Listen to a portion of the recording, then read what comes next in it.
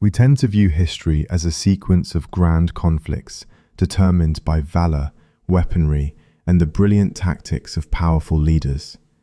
Our minds conjure images of clashing steel, the roar of mounted assaults, and the flutter of banners.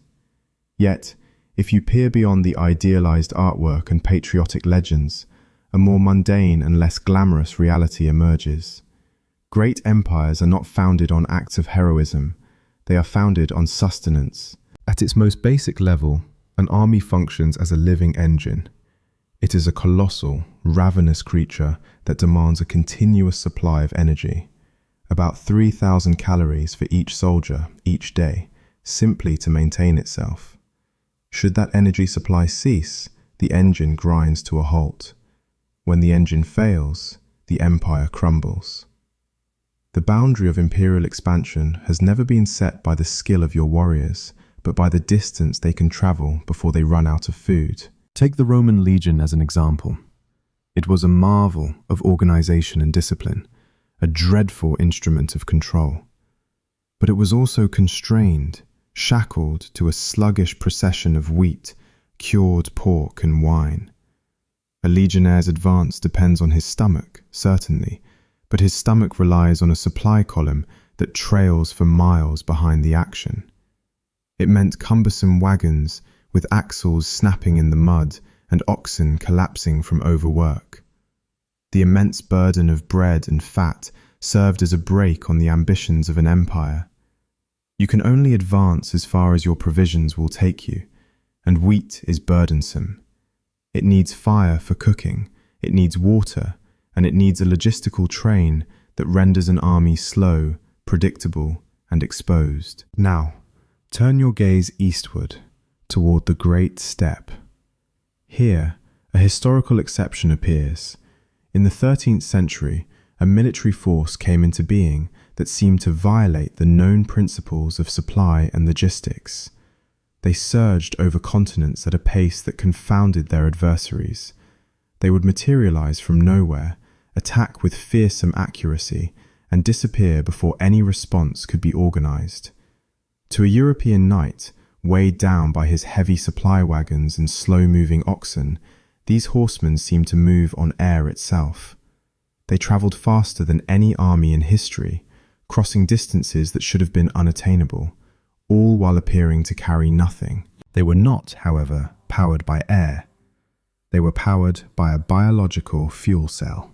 The secret was concealed within their saddlebags. It was not treasure, and it was definitely not fresh-baked bread. It was a dense, stone-like, greyish block of something. To a stranger, it would not have looked like food at all, more like a rock or a piece of dried industrial material. It was sour enough to make the jaw clench and hard enough to chip a tooth if one was not careful. It carried the scent of the farm, of fermentation, of soured milk and exertion. This unappealing substance was the fuel behind the largest single land empire in history. This is the tale of Aaruul. It is the story of how a civilization transformed the most spoilable thing in the world, milk, into a stable, long-lasting munition. It is a narrative of decay, of managed spoilage, and of the brutal, unforgiving pragmatism of staying alive in a world that seems determined to kill you. So, lower the lights. Set aside the splendor of Rome for a time. Tonight, we delve into the ultimate field ration. We will discover how the world was conquered not with a blade, but through the methodical use of fermented milk. To grasp the pure genius of the Mongol approach, one must first comprehend the unwieldy, exhausting reality faced by those who came before. Let us examine the benchmark, the gold standard of ancient military operations, the Roman legion. When we picture Rome, we think of rectangular shields, short swords, and unwavering discipline. But a Roman quartermaster would have thought of none of that. His thoughts would be consumed by wheat and the crushing, unending burden of grain. A legionary's diet was nutritionally simple, but provided enough calories. It was centered on the Roman triad of grain, olive oil, and wine, often enhanced with bacon or lard. The grain, called fermentum, was the foundation, supplying around 70% of a soldier's energy. Here is where the trouble starts. Grain is heavy. While it is dense, it is nutritionally inaccessible until it is processed. You cannot simply chew on raw kernels of wheat as you march. You would break your teeth and fail to nourish your body. Therefore, a Roman soldier carried more than just food. He carried the tools to produce it. Each 8-man squad, or contubernium, was required to haul a heavy stone hand mill for grinding the wheat into flour. They needed cooking pots and had to carry firewood or find it along the way, because the flour had to be baked into bread or boiled into a thick, bland porridge known as pulse. This created a cascade of logistical challenges. To consume the grain, you needed the mill. To operate the mill, you needed time. To cook the flour, you needed a fire, and to make the fire, you needed wood. Every single calorie a Roman soldier ingested was locked behind a complex sequence of labor and equipment. This dependence on bulk starches establishes a mathematical boundary called the logistical tether. There is a finite distance an army can travel from its base before it consumes more food than it can transport. For an army reliant on grain, that tether is quite short. Imagine loading a mule with sacks of wheat. The mule consumes some of that wheat as it walks. The mule's driver also eats the wheat. At a certain point, the mule has consumed the very cargo it was meant to deliver. The army begins to devour itself. To be fair, the Romans did explore dairy preservation. They were not completely unaware of the potential of curdled milk. They knew milk was a wasted resource if it could not be stabilized. Their answer was caseus, a hard, dry cheese made from sheep's milk that is the direct forerunner of modern Pacino Romano. We know from the agricultural writer Columella that they had a refined process for this. They would use rennet from a lamb's stomach to curdle milk, then press it mercilessly in wicker baskets to drive out the whey. They understood moisture was the adversary. After pressing, they would pack the cheese in salt, wash it in brine, or sometimes smoke it over applewood to form a protective rind. This cheese was an innovation for its era. It was resilient, portable, and packed with nutrients. A piece of Roman military cheese could be kept in a pouch for months without spoiling, providing essential fats and proteins missing from the grain. But, and this is the key difference, it was a supplement, not a staple. The amount of salt needed to preserve it in the Mediterranean heat made it inedible in large portions. You could not fuel an army solely on pecorino. You would perish from thirst. It was an addition to the grain, not a substitute for it. Because cheese was merely a side dish, grain remained the master. And because grain was heavy, the Roman army was bound to the roads. This resulted in the impedimenta, the baggage train, a vast, groaning column of ox-drawn carts and mules that followed the fighting men for miles. This train was the army's lifeline, but it was also its greatest weakness. It demanded flat, paved surfaces. It bogged down in mud. It could not cross steep mountain passes or thick forests until engineers cleared a path. If an enemy attacked the baggage train, the legion lost more than its luggage. It lost its very means of existence. The most disciplined military force of the ancient world was, from a logistical standpoint, a slow, heavy creature that a muddy road could starve to death. If the Roman logistical system was a lumbering beast chained to a road, the Egyptian system was a monument fixed to a river. In the rich black soil of the Nile Valley, there was no incentive to be mobile. The food system was engineered for concentration, not movement. It was a civilization founded on the principle that you remain where the food is, instead of bringing the food to where you wish to go. The ancient Egyptian worker, the man dragging limestone for the pyramids or digging irrigation ditches, subsisted on a diet chemically similar to the Roman legionaries, but different in its form. He was paid his wages in bread and beer, creating the bread-beer economy. This was a symbiotic fermentation cycle that converted raw grain into digestible calories and safer, low-alcohol liquid for hydration. It was dependable and plentiful. But you cannot construct a pyramid with carbohydrates alone. The human body, when strained to its physical limits under a desert sun, begins to consume itself. It requires protein to rebuild muscle and fat to maintain cellular integrity. They had an answer, and it was not just fresh milk, which spoils within hours in the Egyptian heat. They had cheese. For many years, historians believed this was primarily a soft, fresh curd, similar to cottage cheese, that had to be consumed right away. But the archaeological record recently offered a grim and fascinating correction. In the tomb of Ptolemy's, a high-ranking official who served pharaohs like Ramses the Great in the 13th century BCE, archaeologists discovered a shattered jar. Inside, wrapped in canvas, was a solidified white substance. It was not plaster or dust, it was cheese, one of the oldest solid cheeses ever discovered. Chemical analysis showed it was made from a blend of cow, sheep, and goat milk. This was not a soft, perishable snack. It was a hard, acid-coagulated block. It demonstrated that over 3,200 years ago, Egyptian cheesemakers understood the fundamental chemistry of survival. Remove the water and add salt, and you can halt the passage of time. This preservation, however, came with a hidden biological price. The same analysis that identified the milk proteins also detected signs of Brucella melitensis. This bacterium causes brucellosis, a dreadful, debilitating illness that jumps from animals to humans. It results in recurring fevers, night sweats, and a severe joint pain that can afflict a person for years, gradually sapping their strength. This cheese was dense with nutrients, full of the fat and protein from 3 different animals, but it was also a form of biological Russian roulette.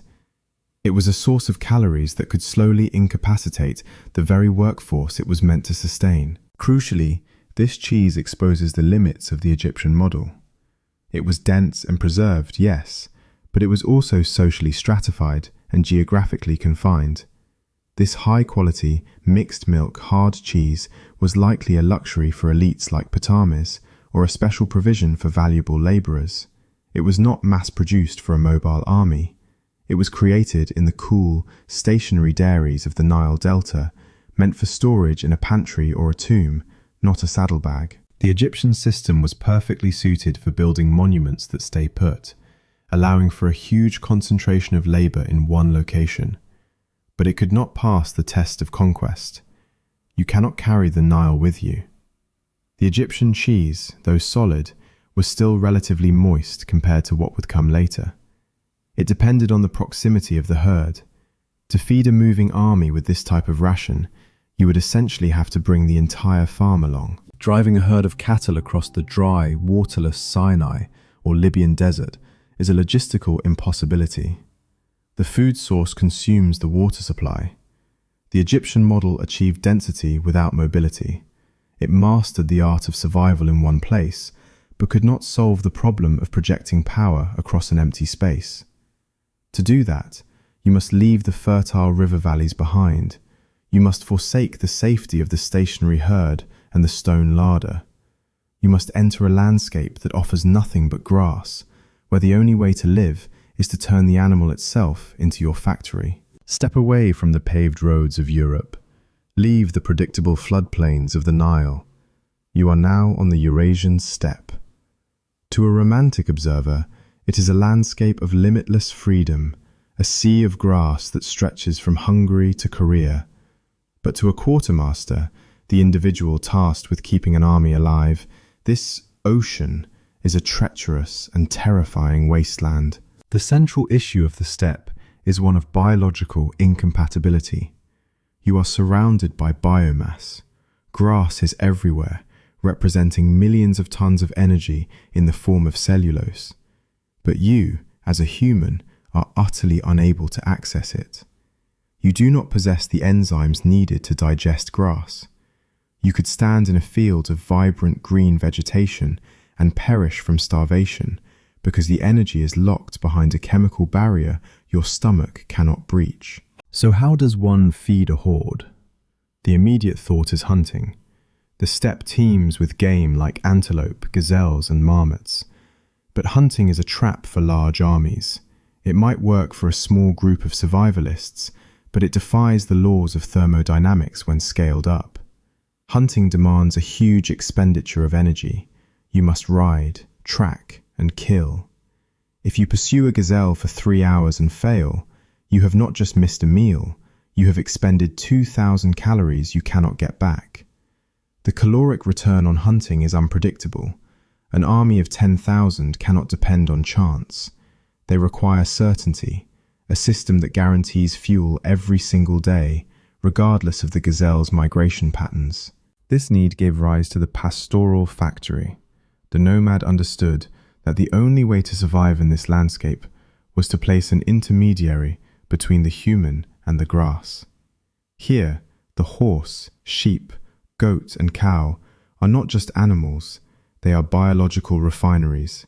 They are mobile industrial plants engineered to harvest the cellulose that humans cannot consume and convert it into 2 usable forms of energy, meat and milk. The brilliance of the Mongol system was to see the animal primarily as a renewable source of milk rather than a single-use source of meat.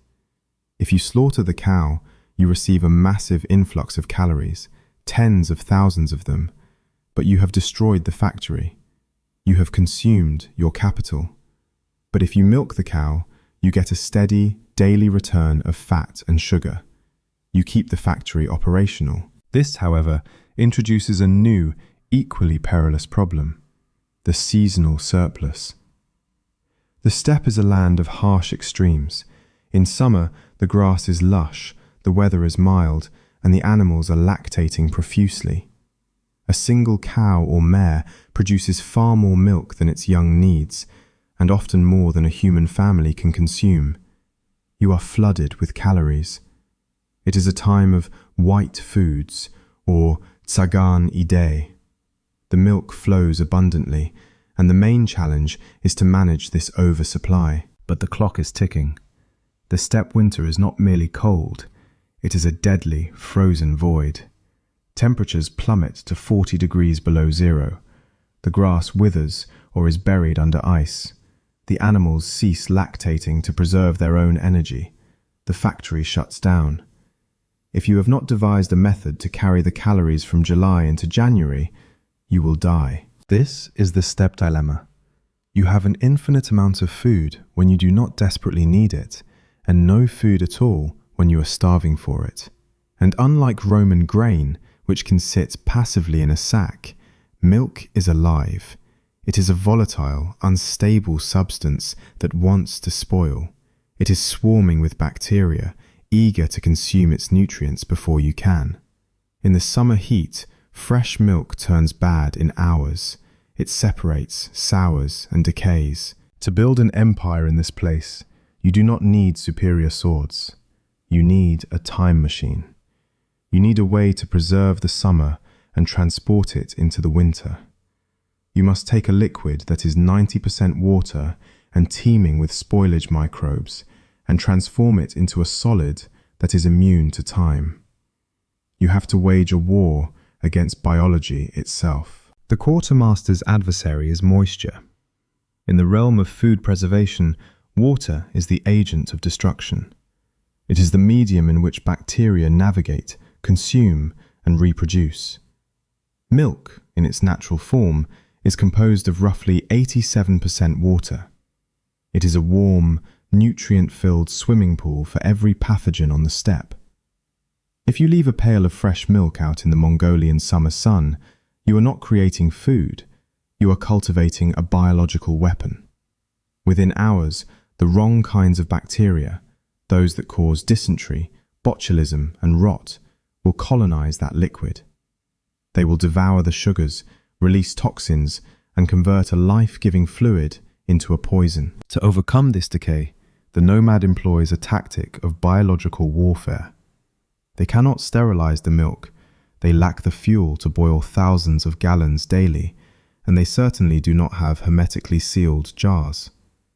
Instead of attempting to keep the milk sterile, they do the exact opposite. They infect it. They intentionally introduce a specific, cultivated army of bacteria to seize the territory before the enemy can establish a foothold. This is the science of controlled spoilage. It is the art of allowing food to go bad in a very precise, calculated manner so that it never goes bad in a way that can kill you. In Mongolia, this category of food is called sagan ide, or white foods.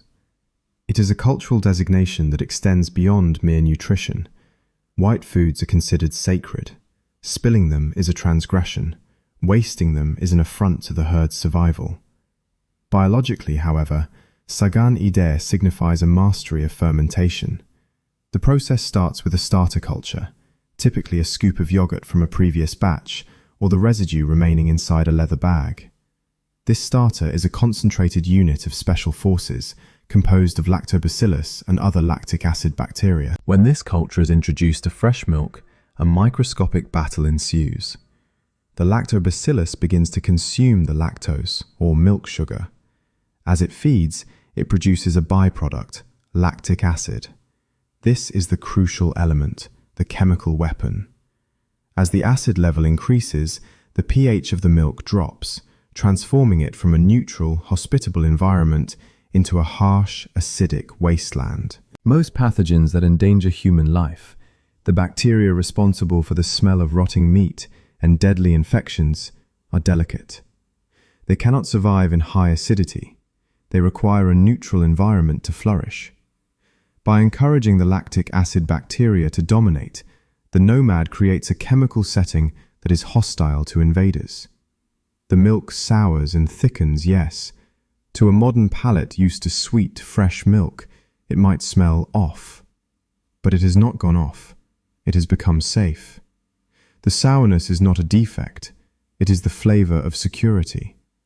It is the taste of a pH level low enough to destroy the things that want to destroy you. This is fundamentally different from how we preserve food today. Modern logistics depends on refrigeration. We use cold to slow down molecular movement, placing bacteria in a state of suspended animation. We pause time. But the Mongol logistics system did not pause time. It altered the rules of the game. They did not conceal the food from bacteria. They invited the bacteria to do the work for them. They used microbes to pre-digest the lactose and acidify the product, effectively outsourcing the preservation process to the microscopic world. This fermentation is the first, essential step. You cannot simply dry fresh milk in a sun. It would rot before the water could evaporate. You must sour it first. You must let the milk structure change, its proteins denature, and its acidity increase. Only after the biological war has been won, only after the good bacteria have established their dominance and saturated the liquid with acid, can you proceed to the next stage. But before we can separate the water from the solid, we must consider the variable nature of the raw material itself. Because on the step, milk is not a consistent substance. It is a chaotic variable that shifts with the animal, the pasture, and the season. To the modern shopper in a brightly lit supermarket aisle, milk is a uniform white liquid. But on the steppe, milk is a chaotic, living substance. The quality of the final ration, the hardness, caloric density, and flavor of the aaruul is entirely dependent on which animal it comes from. When you observe a nomadic camp, you see a variety of animals: horses, camels, yaks or cows, sheep and goats. Each produces a chemically unique fluid. Take the yak.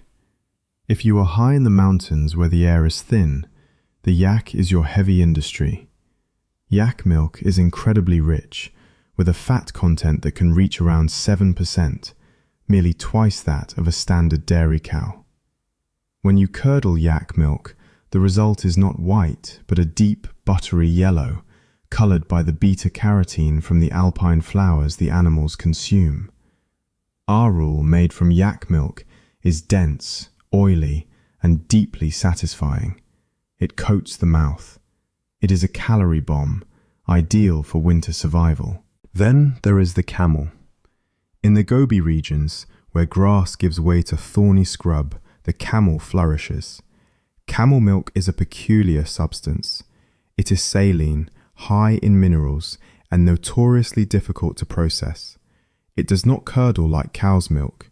Its proteins are different, its chemistry more resistant. The curd it yields is softer, with a distinct medicinal flavour that outsiders often find challenging. But it is potent. It is the milk of survivors. Further down the hierarchy are the sheep and the goat, the infantry of the herd. Sheep's milk is creamy and high in solids, producing a large quantity of cheese. Goat's milk is leaner, sharper, and whiter. The curd it forms is often harder, more brittle, and has that characteristic goaty, acidic bite that grows more intense as it dries. A warrior might carry a bag of mixed aaruul, a blend of sheep and goat, representing the average output of the daily grazing. But the most crucial distinction, the one that shaped Mongol social life, was the horse. Mare's milk is an anomaly. It is low in fat but exceptionally high in sugar, lactose. Because of this high sugar content, it is uniquely suited for fermentation into alcohol. This is the origin of aarag, or kumis, the mildly alcoholic staple drink. Generally, mare's milk was reserved for drinking, while the milk from other animals was reserved for eating. However, nothing goes to waste. Even the dregs from aarag production, the solids that settle or are filtered out, can be dried. But for the heavy, calorie-dense field ration, the aaruul that keeps you alive, you depend on the high-fat milk of the ruminants, the cow, the sheep, and the yak. Gathering this raw material is not a simple task. It is a sentence of hard labor. The rhythm of the camp is governed by the biology of the herd. You are not the master of these animals. You are their servant. At the peak of summer, a mare must be milked every 2 hours, sometimes 6 to 8 times a day, to maintain production. The sheep and goats are tied head-to-head in long lines, a writhing wall of wool and bleating that must be tended to twice daily. Imagine the physical strain. You are squatting in the dust, the sun beating down on your neck, your hands cramp from the repetitive motion of squeezing thousands of teats. The air is thick with the smell of manure and warm, sweet milk. Clouds of flies buzz around your face. You are in a race against the heat, because the moment that milk hits the wooden bucket, the clock begins to tick. You must collect hundreds of liters of liquid, bucket by bucket, and carry it into the gur before the sun turns it into a spoiled, useless mess. This is the relentless tether of the pastoral factory. The army may be mobile, but the production line is anchored by the biological needs of the herd. The women of the camp, who managed this logistical engine, were trapped in a cycle of milking that started before dawn and ended after dusk. Every single block of dried curd that a soldier would later chew on during a swift raid began here, in the dust and the noise, with the physical extraction of energy from the animal. Once the buckets are full, the collection is over and the alchemy starts. The liquid is safe for now, but only for a moment. To preserve it, you must first destroy it. You emerge from the blinding white-hot glare of the steppe afternoon and duck through the low wooden doorframe of the gur. Your eyes need a moment to adjust to the dim interior. The air inside is thick, heavy, humid, and warm. Above all, it is pungent. The smell is not just a scent, it is a physical presence that coats the back of your throat. It smells of old wood smoke, damp felt, human sweat, and animals. But cutting through all of that is a sharp, stinging aroma that smells like life and death battling for supremacy in a wooden bucket. This is the scent of souring milk. This is the scent of the Empire's engine room. In the center of the gur, typically to the left of the entrance, the women's side, sits the vessel. It might be a large wooden barrel, darkened by years of use, or perhaps a kukur, a massive bag made from the entire hide of a cow, smoked over a dung fire until it is waterproof and as tough as leather.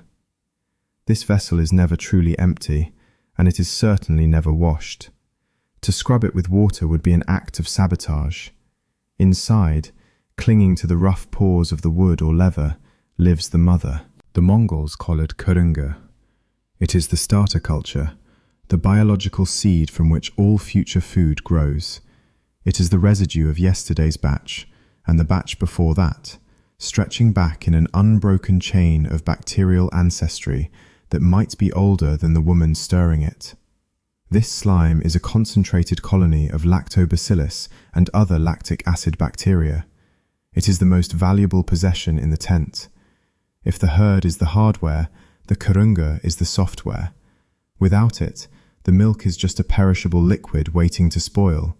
With it, the milk becomes a fortress. The process begins when the fresh, warm milk from the evening's collection is poured into this vessel. This is not a passive act. You do not just dump it in and walk away. You must awaken the colony. A wooden plunger, the balur, is used to churn the mixture. This creates a rhythmic, hypnotic sound that defines the evening in a nomad camp. The slosh, thud of the plunger beating air into the liquid. This aeration is crucial. It distributes the bacteria evenly, ensuring that every pocket of sweet, vulnerable milk is immediately colonized by the protective army of the starter. Biologically, a frenzy is underway. The bacteria are feasting on the lactose, the milk sugar. As they consume the sugar, they excrete lactic acid. This is the sour foundation. You are tasting the waste product of billions of microscopic organisms. As the acidity rises, the structure of the milk begins to collapse. The proteins, which normally float freely in the liquid, start to denature. They unravel and tangle together, trapping fat and water in a chaotic web. The liquid thickens, transforming from a fluid into a semi-solid, gloopy mass known as tarag, essentially a primitive, aggressive yogurt. This sourness is not just a flavor profile, it is a medical strategy. We must remember the context of the 13th century. There is no plumbing, no treated water. Dysentery is a constant, lurking killer that can decimate an army faster than enemy arrows. A soldier with a compromised gut cannot ride, fight, or march. By consuming this fermented, probiotic-rich tarag every single day, the Mongol warrior was essentially armor-plating his digestive system. He was flooding his gut with beneficial bacteria that outcompeted the pathogens in the water supply. While the Crusaders were dying of camp fever and bloody flux from drinking stagnant pond water, the Mongols were consuming a culture that actively hunted down invaders in their own stomachs. It was a daily dose of preventative medicine disguised as a meal. The sourness that makes a modern tourist wince was the very thing that kept the army in the saddle. But tarag, for all its benefits, is still wet. It is heavy, roughly 85% water. You cannot carry a wooden barrel of yogurt on a galloping horse. It will slosh, spill, and spoil the moment the seal is broken. The fermentation has stabilized the milk, yes. It has bought you time and killed the bad bacteria, but it has not solved the weight problem. To turn this biological soup into a strategic fuel source, you have to go further. You have to be cruel to it. You must take this living, breathing culture and subject it to violence. You must apply heat to separate the solid from the liquid, forcing the water to abandon the protein. The fermentation is finished. Now, the cooking begins. Now that the bacteria have completed their work, the milk has transformed. It is no longer sweet, fresh milk. It is tarag, a thick, acidic yogurt. It has been colonized, stabilized, and soured. But it is still wet and heavy. If you tried to carry this in a saddlebag, it would leak, ferment further, and eventually explode or rot. To convert this liquid culture into a solid munition, you must apply energy. You must cook it. This brings us to the hearth of the ger, the central stove that acts as the heart of the nomadic home. In a modern kitchen, applying heat is simple. You turn a dial, and gas or electricity provides an instant, clean, invisible source of thermal energy. But on the steppe, energy is a scarce, physical commodity. There are no trees here. You cannot just walk out and gather firewood because you are in an ocean of grass.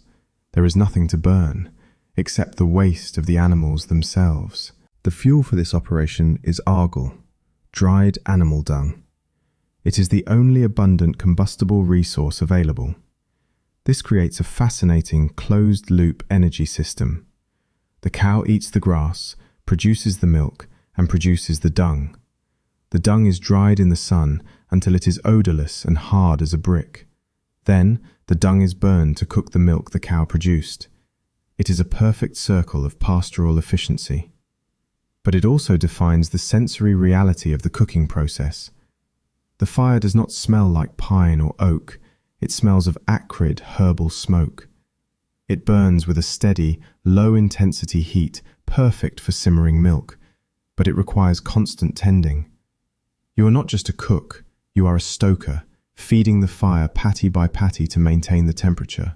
Into the large iron cauldron, the togu, goes the yogurt. It pours with a heavy glug, a thick white sludge splashing against the black metal. As the heat rises, the chemistry of the milk begins to shift violently. You are not just warming it, you are breaking it. You are forcing a divorce between the solids and the liquids. As the temperature climbs, the protein network forms during fermentation tightens. The acid and heat work together to squeeze the water out of the protein strands. You must stir constantly. If you stop, the milk will scorch on the bottom of the pot. Scorched milk tastes bitter, burnt, and ruined. So you stand there, enveloped in steam, stirring a bubbling cauldron of sour yogurt with a wooden ladle, while the smoke of burning dung stings your eyes. This is where a subtle but critical chemical transformation occurs, the Maillard reaction. We usually associate this with searing a steak or baking bread, the browning of proteins and sugars that creates flavor. But here, in the pot, a mild version of this reaction is taking place. As the lactose and milk proteins cook, they begin to caramelize slightly. The mixture turns from a stark, blinding white to a pale, creamy yellow. This is not just about color, it is about durability. The heat treatment denatures the proteins further, making them tougher, more rubbery, and more resistant to degradation. You are essentially vulcanizing the cheese. Visually, the transformation is dramatic. The smooth yogurt begins to fracture. Cracks appear in the white surface. Suddenly, plumes of greenish-yellow liquid erupt from the mass. This is the whey, the char siu, or yellow water. It is the enemy. It is the water you have been trying to get rid of. The solids, the curds, begin to clump together, floating in this sea of whey like icebergs. They look rubbery, granular, and tough. They have lost their creamy innocence and become something structural. By the time the boil is finished, you have reduced the volume significantly. You have boiled off some of the water as steam, filling the ger with a sour, humid fog. But mostly, you have separated the components. You are left with a pot full of scalding hot whey and heavy, sinking clumps of protein. The milk has ceased to be a liquid food. It has become a raw material, a hot, plastic-like mass ready to be shaped. But it is still saturated with water. It is like a wet sponge. To finish the job, you have to get aggressive. You must stop using heat and start using force. The cooking is done. The pressing is about to begin. The boiling is a violent act, but the pressing is a patient one.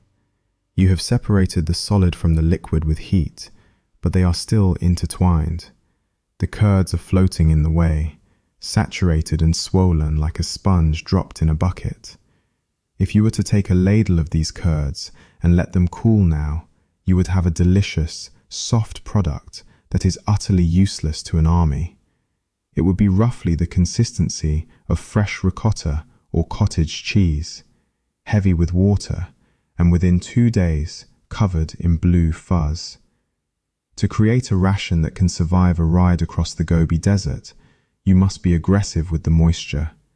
You have to squeeze the enemy out. The tool for this is deceptively simple. A bag. Usually made of cotton or muslin and often stained a deep, permanent yellow from years of service, these bags are the filter through which the empire's fuel must pass. The women of the Gur take the heavy iron cauldron off the dung fire. Steam is still rising, thick and sour.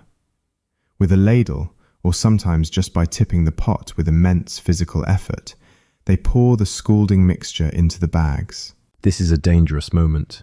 The whey is near boiling and can splash and burn, but the process cannot wait for the mixture to cool, because the proteins are more pliable, more willing to bond together when they are hot.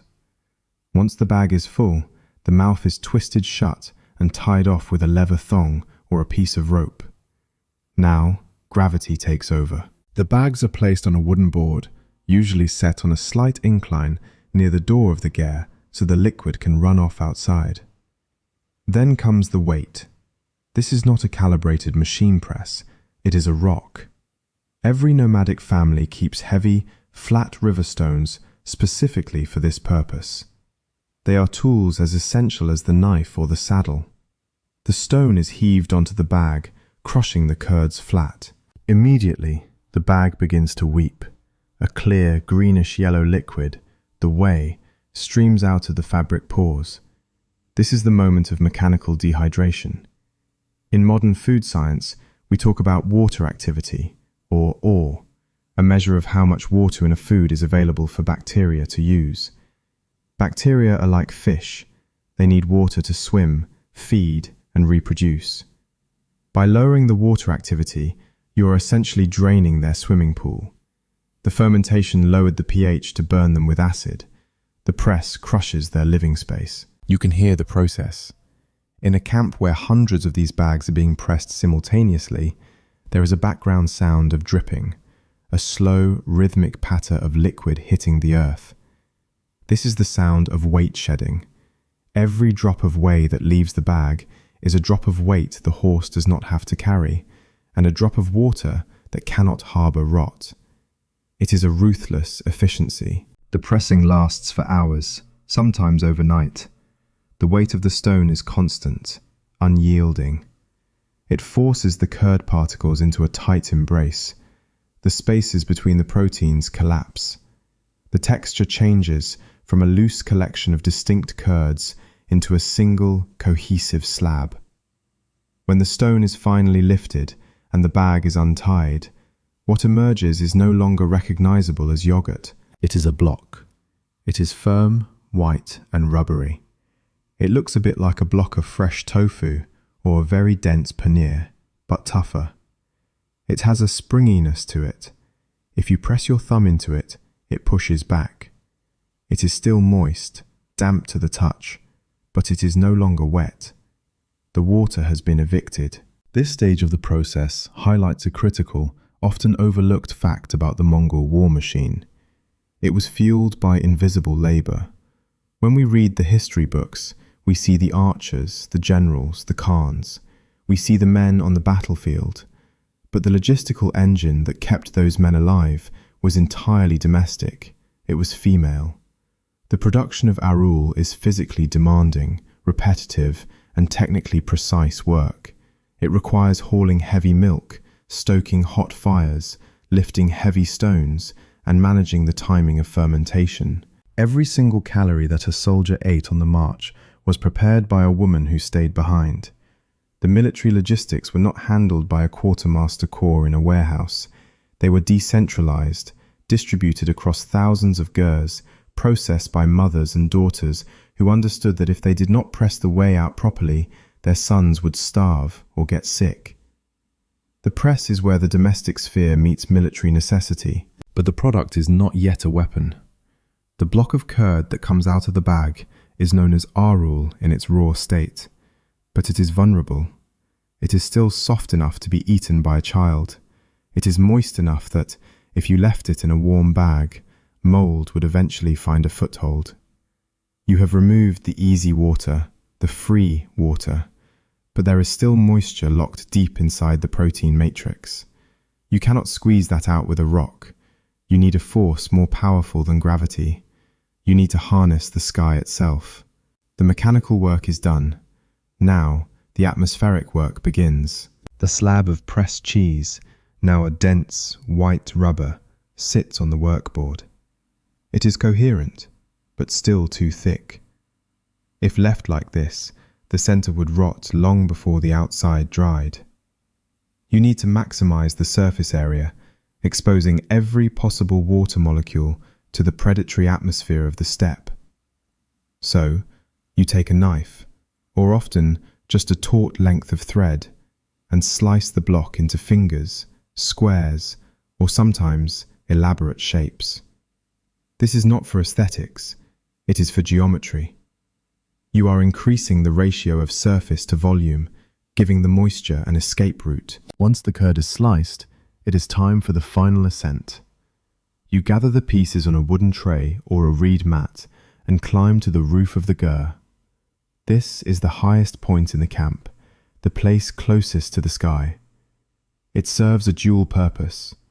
First, it keeps the food out of reach of the dogs and toddlers who roam the camp. But more importantly, the roof is a solar anvil, the place where the heat is most intense and the airflow is unobstructed. You lay the pieces out in a single layer. You are not putting them in an oven. You are exposing them to an environment that is actively trying to strip the moisture out of everything it touches. The Mongolian steppe is an arid landscape. The humidity is often in the single digits. The wind is constant, a relentless, dry draft that acts like a vacuum cleaner for water vapor. And then there is the light. At this altitude, the UV radiation is ferocious. It does not just heat the curd, it bombards it, acting as a final, sterilizing wash, killing any surface bacteria that might have survived the acid and the heat. As the days pass, a physical transformation takes place. The aaruul begins to shrink, twisting and warping as water leaves the protein matrix. This is where case hardening occurs. The outer surface of the curd dries first, forming a tough, impenetrable skin. This crust is crucial. It acts as a shield against the elements, a physical barrier that protects the softer interior, while the remaining moisture slowly migrates outward. The color shifts from the bright white of the fresh curd to a dull, yellowish grey, the color of bone, of something that has been weathered. But this is not a sterile laboratory process. We must be honest about the reality of open-air dehydration. There are no screens, no fans, only the open sky. And the sky is full of things. The most immediate intruders are the flies. In summer, they are everywhere, landing on the drying curds. To a modern health inspector, this would be a violation. To a nomad, it is Tuesday. The wind usually keeps them from settling for long, and the rapidly forming hard crust makes it difficult for them to lay eggs effectively. But the interaction is inevitable. Then there is the dust. The steppe wind carries a fine, silty grit that coats everything, settling into the cracks of the drying cheese. It becomes part of the recipe.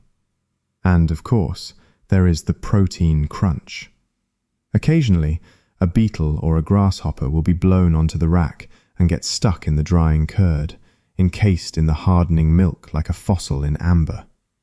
When a soldier eats this months later, that extra crunch is just free calories, an accidental fortification. The greatest danger, however, is not the insect, but the cloud. Rain is a catastrophe. If a summer storm rolls in, the camp erupts into panic. You must scramble up the side of the gur and throw a felt cover or a tarp over the drying racks. If the aaruul gets wet at this stage, the case hardening reverses. The crust softens and mold blooms instantly. A week of labor can be ruined in 10 minutes of rain. But if the weather holds and the wind keeps blowing, The process reaches its terminal point. After 2 or 3 weeks, the moisture content drops to near zero. The curd stops shrinking, stops changing.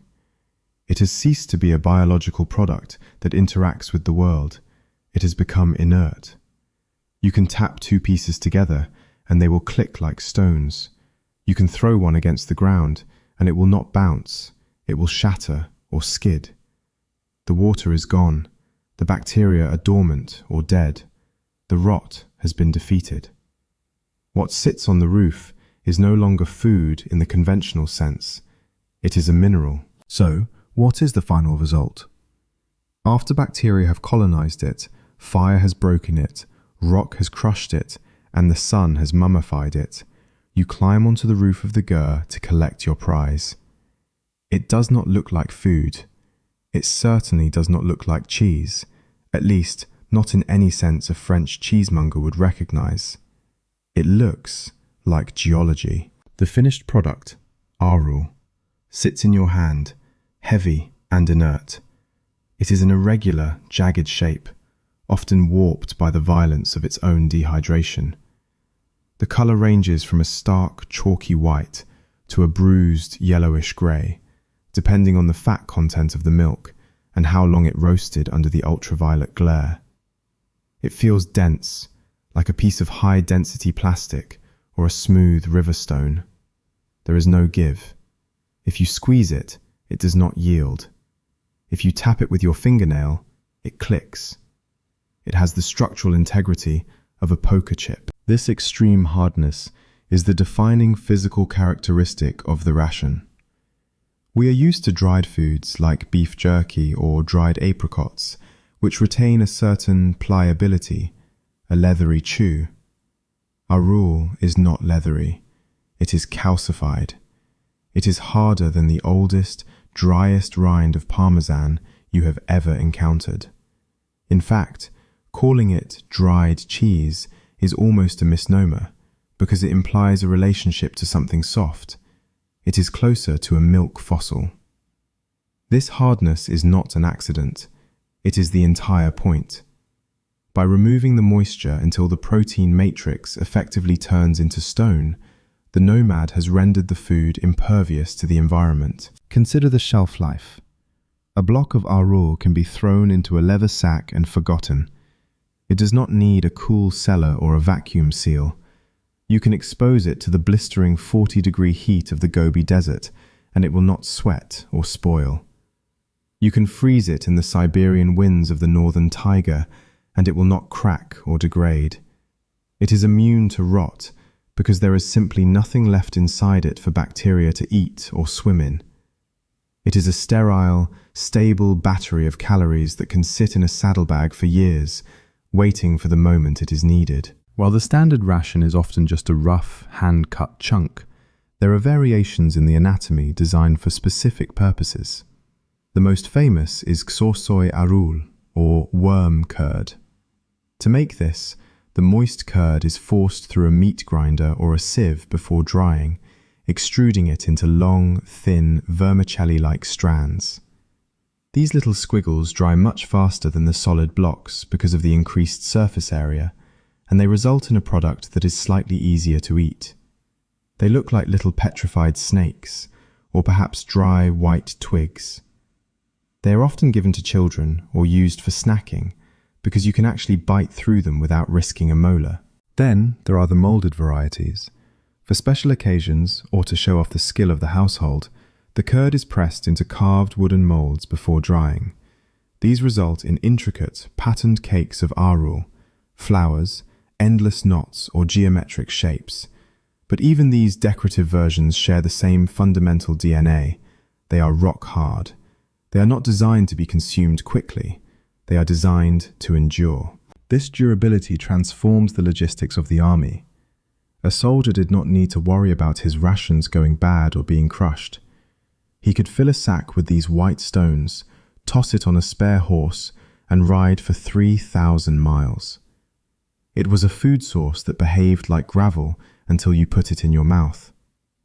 But the physical resilience is only half the story. The reason this stone could fuel an empire was not just that it lasted forever. It was that, pound for pound, it contained a staggering amount of energy. The curd was alive with hidden power. To grasp why a warrior would opt to fill his saddlebag with these sour, petrified nodules, one must look beyond the grim texture and consider the mathematics. In the harsh calculus of pre-modern warfare, logistics is a contest of weight versus energy. Every ounce you carry slows you down. Every pound of food that does not directly fuel the fight is a burden on the army's speed. In this equation, the dried curd is not merely food, it is a masterpiece of efficiency, a ruthless battery. The magic of aaruul resides in its reduction ratio. We began with milk, which is predominantly water. By the time the bacteria, fire, press, and sun have completed their work, nearly all of that dead weight has been removed. You have transformed 10 liters of milk, a heavy, sloshing, perishable liability, into a single kilogram of solid matter. You have distilled the animal down to its absolute essence. When you hold a piece of aaruul, you are holding a concentration of energy that makes grain seem pathetic in comparison. Grain, the fuel of Rome and China, is bulky, full of air and starch. To extract its energy, you must carry the millstone to grind it, the pot to cook it, and the water to boil it. Grain is a high-maintenance calorie. Aaruul is a ready-to-eat munition. It is roughly 50% protein and fat by weight. In modern terms, it is comparable to a high-performance whey protein isolate, mixed with a stick of butter, then dehydrated into a brick. The protein profile is particularly crucial. Grain is an incomplete protein, lacking essential amino acids like lysine. Surviving on wheat alone forces the body to scavenge its own muscle tissue for the missing building blocks. The Roman legionary had to supplement his bread with bacon or lentils to stay strong. The Mongol warrior, eating dried curd, consumed a complete protein, getting every single amino acid required for muscle repair in a single bite. This meant that while his enemies suffered from muscle wasting and fatigue on long marches, the Mongol was actually rebuilding his body in the saddle. Then there is the fat. In the freezing winds of the steppe, fat is not a luxury, it is survival. Fat contains 9 calories per gram compared to the 4 from carbohydrates. By relying on the high-fat milk of the yak or sheep, the nomad carried a fuel source more than twice as dense as the bread carried by a European peasant. This density meant he could carry half the weight for the same range or ride twice as far on the same rations. Perhaps the most surprising element of this nutritional math is the vitamin content. Logically, a diet of boiled, dried dairy and meat should lead to scurvy. There are no lemons on the steppe, no leafy greens in a saddlebag, yet the Mongols did not lose their teeth to scurvy. The secret lies in fermentation. The bacterial action that sours the milk actually preserves, and in some cases synthesizes, small amounts of vitamin C. Furthermore, because the aaruul is dried in the sun, it retains a significant load of vitamin D. So, the ration was not just a calorie brick, it was a multivitamin. It provided the calcium to keep bones dense against the impact of riding, the fat to burn for warmth, and the protein to repair the damage of combat. And it did all of this without containing a single drop of heavy, useless water. The Mongol army did not just move faster because they had more horses. They moved faster because their food was lighter. They had solved the equation of density. But nature demands a trade. You can have infinite shelf life and perfect nutrition, but you cannot have flavor, or at least, not a flavor that any human being outside the steppe would describe as good. If you were to travel back to the 13th century, enter a ger, and accept a piece of aaruul from a hospitable host, your first instinct would likely be to panic. Your modern brain, trained on the sterile, sugar-balanced flavors of the 21st century, would trigger a biological alarm, screaming, "Spit this out! This is spoiled! This is poison!" And in a way, Your brain would be right about the chemistry, but wrong about the danger. You are tasting the raw, unmasked flavor of survival, and survival does not taste like vanilla.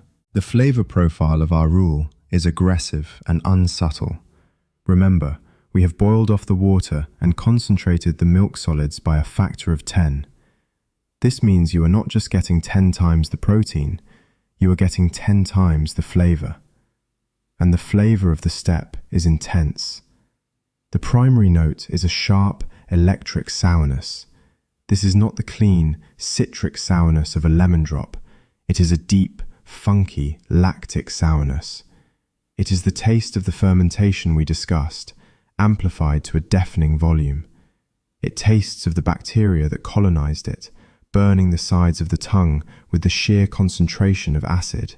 Beneath that initial assault of sourness lies a heavy, savory weight. It is the taste of the animal itself. Depending on whether you are eating aaruul made from cow, sheep, or camel milk, you will get distinct notes of the herd. Sheep aaruul carries a waxy, lanolin-like funk. Camel aaruul has a saline, almost medicinal tang. It tastes of the barnyard, of the smoke from the dung fire used to cook it, of the leather bag it was pressed in. It is a flavor that feels alive in a way that pasteurized cheddar does not. To an outsider, it often registers as rotten. The brain struggles to categorize it. Is it cheese? Is it soap? Is it old milk? But the flavor is only half the battle.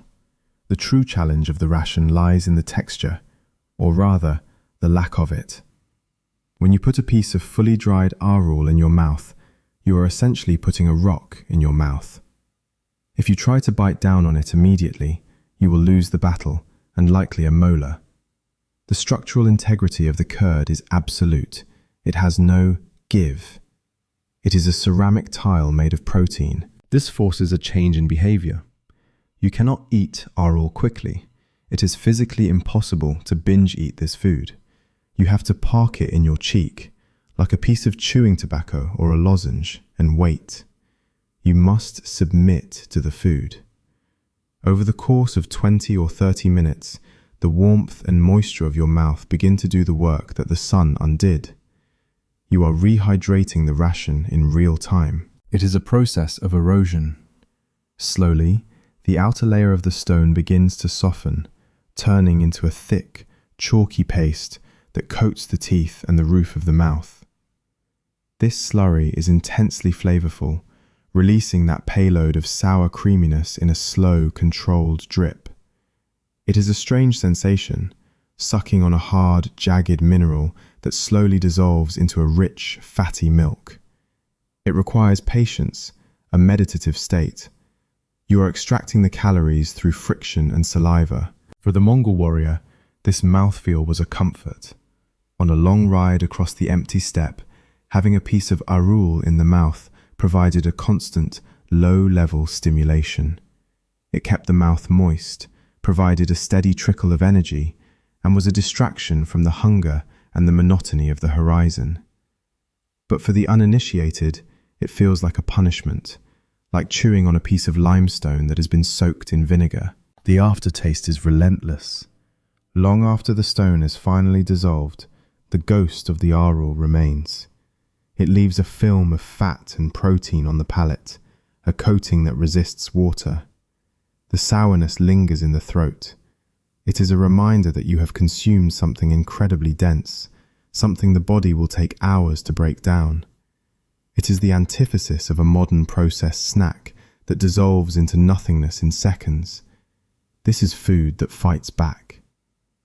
However, this hostility is not accidental. The rock-hard texture that threatens your teeth is actually a critical piece of the logistical puzzle. The hardness is not a bug, it is a feature. It serves a hidden function that goes beyond simple preservation, acting as a medical device and a rationing mechanism rolled into one. There is a common myth in the study of ancient bodies that poor dental health was an unavoidable curse of the past, that before modern dentistry, every mouth was a graveyard of decay. But when bioarchaeologists examined the skulls of steppe nomads from the imperial era, they often find something surprising: jaws that look like hydraulic presses, straight, robust teeth, and wide dental arches that would make a modern orthodontist weep with envy. The secret to this dental health was not fluoride or floss. It was the daily, punishing workout of eating aaruul. To understand why, you must view the human jaw as a machine operating on a use it or lose it principle. Modern food is soft, processed, tenderized, and boiled until it offers zero resistance. As a result, modern jaws are shrinking and our teeth are crowding together because the bone does not receive the mechanical stress required to grow thick and strong. The Mongol diet was the opposite. Eating a piece of dried curd was not a passive act of consumption, it was a gym session for the face. The mechanical action required to consume this ration is immense. Hours of gnawing, sucking, and grinding. This constant low-level stress on the mandible stimulates bone density and triggers the periodontal ligaments to strengthen their hold on the dental arch. The Mongol warrior did not just have a strong arm for drawing a bow. He had a bite force that could probably crack a walnut. The aaruul acted as a functional orthopedic device, ensuring the skeletal structure of the face remained robust enough to support a lifetime of chewing. But the benefits went beyond mere structural engineering. The aaruul also functioned as a primitive, edible toothbrush. The primary enemy of dental health is plaque, the soft, sticky film of bacteria and sugar that coats the enamel and rots it from the outside in. In a world without brushes, you need another way to scrub that film away. The dried curd provided a two-front war on plaque. First, the chemical acidity of the aaruul created an environment hostile to the specific bacteria that cause cavities. Second, the sheer physical abrasion of the hard curd against the teeth acted as a scouring pad. As the soldier slowly worked the nodule around his mouth, it mechanically scraped the surfaces of his crowns clean. We can see the value of this by looking at the competition. Consider the ancient Egyptians, the builders of the pyramids. They were an agrarian society, powered by bread. But their milling technology was primitive. The sandstone querns they used to grind flour shed grit and sand into the dough. Every loaf of Egyptian bread was essentially sandpaper. It did not clean the teeth, it destroyed them, grinding the crowns down until the sensitive pulp was exposed, leading to horrific abscesses and agonizing death. The Mongol ration avoided this trap. Aaruul is hard, yes, but it is organic, made of protein and calcium, not silica. It offers resistance, but it does not abrade the enamel away. Instead, it polishes it. The very thing that makes it difficult to eat is what preserved the soldier's ability to eat. It was a self-reinforcing cycle. The harder the food, the stronger the mouth required to eat it, and the healthier the soldier remained. However, the most brilliant function of this hardness was not medical, it was logistical. The hardness of aaruul acted as a built-in rationing mechanism. Imagine you are a soldier on a long, boring ride across the steppe. You are hungry, and you have a bag of food at your hip. If that food was soft bread or dried fruit, you would eat it all in an hour, snacking out of boredom and burning through a week's worth of calories in a single afternoon. But you cannot binge eat aaruul. It physically prohibits gluttony. The time required to soften a single piece regulates the intake of calories. A soldier might pop a piece in his mouth at noon and still be working on it at sunset. The food acts as a time-release capsule, trickling energy into the system slowly and preventing the soldier from eating more than his supply lines can support. It forces discipline on the appetite. The quartermaster did not need to police the rations because the rations policed themselves. So, the dried curd strengthened the mandible, cleaned the teeth, and enforced rationing protocols, all while sitting quietly in a leather sack. But a sack of rocks is useless if you cannot carry it. To understand the true mobility of the horde, we must look at how this dense, hard fuel was integrated into the most sophisticated transport system of the medieval world. We must look at the animals that carried the men who ate the stones. Now that we understand the fuel, we must examine the vehicle. Even the most calorically dense ration in the world is useless if you cannot transport it. In the history of warfare, the defining limit of an army is almost always its baggage train. The Roman legions, for all their discipline, were tethered to a slow-moving tail of ox carts carrying grain, leather tents, and heavy equipment. Carts stuck in the mud meant the legions stopped. A cut supply line meant the legions starved. They were powerful, but they were heavy, and heavy things are slow. The Mongol approach to logistics was to simply delete the baggage train. They looked at the heavy carts, slow oxen, and massive piles of grain, and they eliminated them all. In their place, they built a system based entirely on the animal that defined their culture, the horse. But it was not just about riding, it was about redundancy. When you picture a Mongol trooper, do not imagine a man on a horse. Consider a man with a string of them. The standard kit for a single soldier was not one mount, but a rotation of 3, 4, or sometimes 5 horses. This is the concept of the horse string, which acts like a biological battery pack. A horse is a living creature. It fatigues. Ride a single animal at a gallop for 10 hours, and you will break it. It will build up lactic acid, stumble, and eventually collapse. By having a string of remounts, the soldier could rotate his weight. He would ride one horse hard for a few hours, then swap to a fresh one, allowing the first to trot unburdened and graze on the move. This allowed the column to maintain a pace that was physically impossible for a single horse cavalryman. This force did not just move faster. They could cover 60, 70, sometimes 100 miles in a day, simply because the fatigue was distributed across a team rather than concentrated on an individual. And on these spare horses, there were no heavy wooden saddles, no iron cooking pots, and no sacks of raw grain. There were only soft leather saddlebags. This is where the aaruul lived. The genius of the dried curd is that it is waterproof, shockproof, and essentially indestructible. You could fill a saddlebag with these curds, throw it over the back of a spare mare, and gallop through a thunderstorm. The food would not spoil or turn into a mash, it would just rattle. Alongside the aaruul, the saddlebag usually contained its carnivorous counterpart, borts. This is meat, usually beef or game, that has been stripped, dried in the wind until it is brittle, and then pounded into a fibrous powder. Like the curd, it is dehydrated to the point of being a mineral.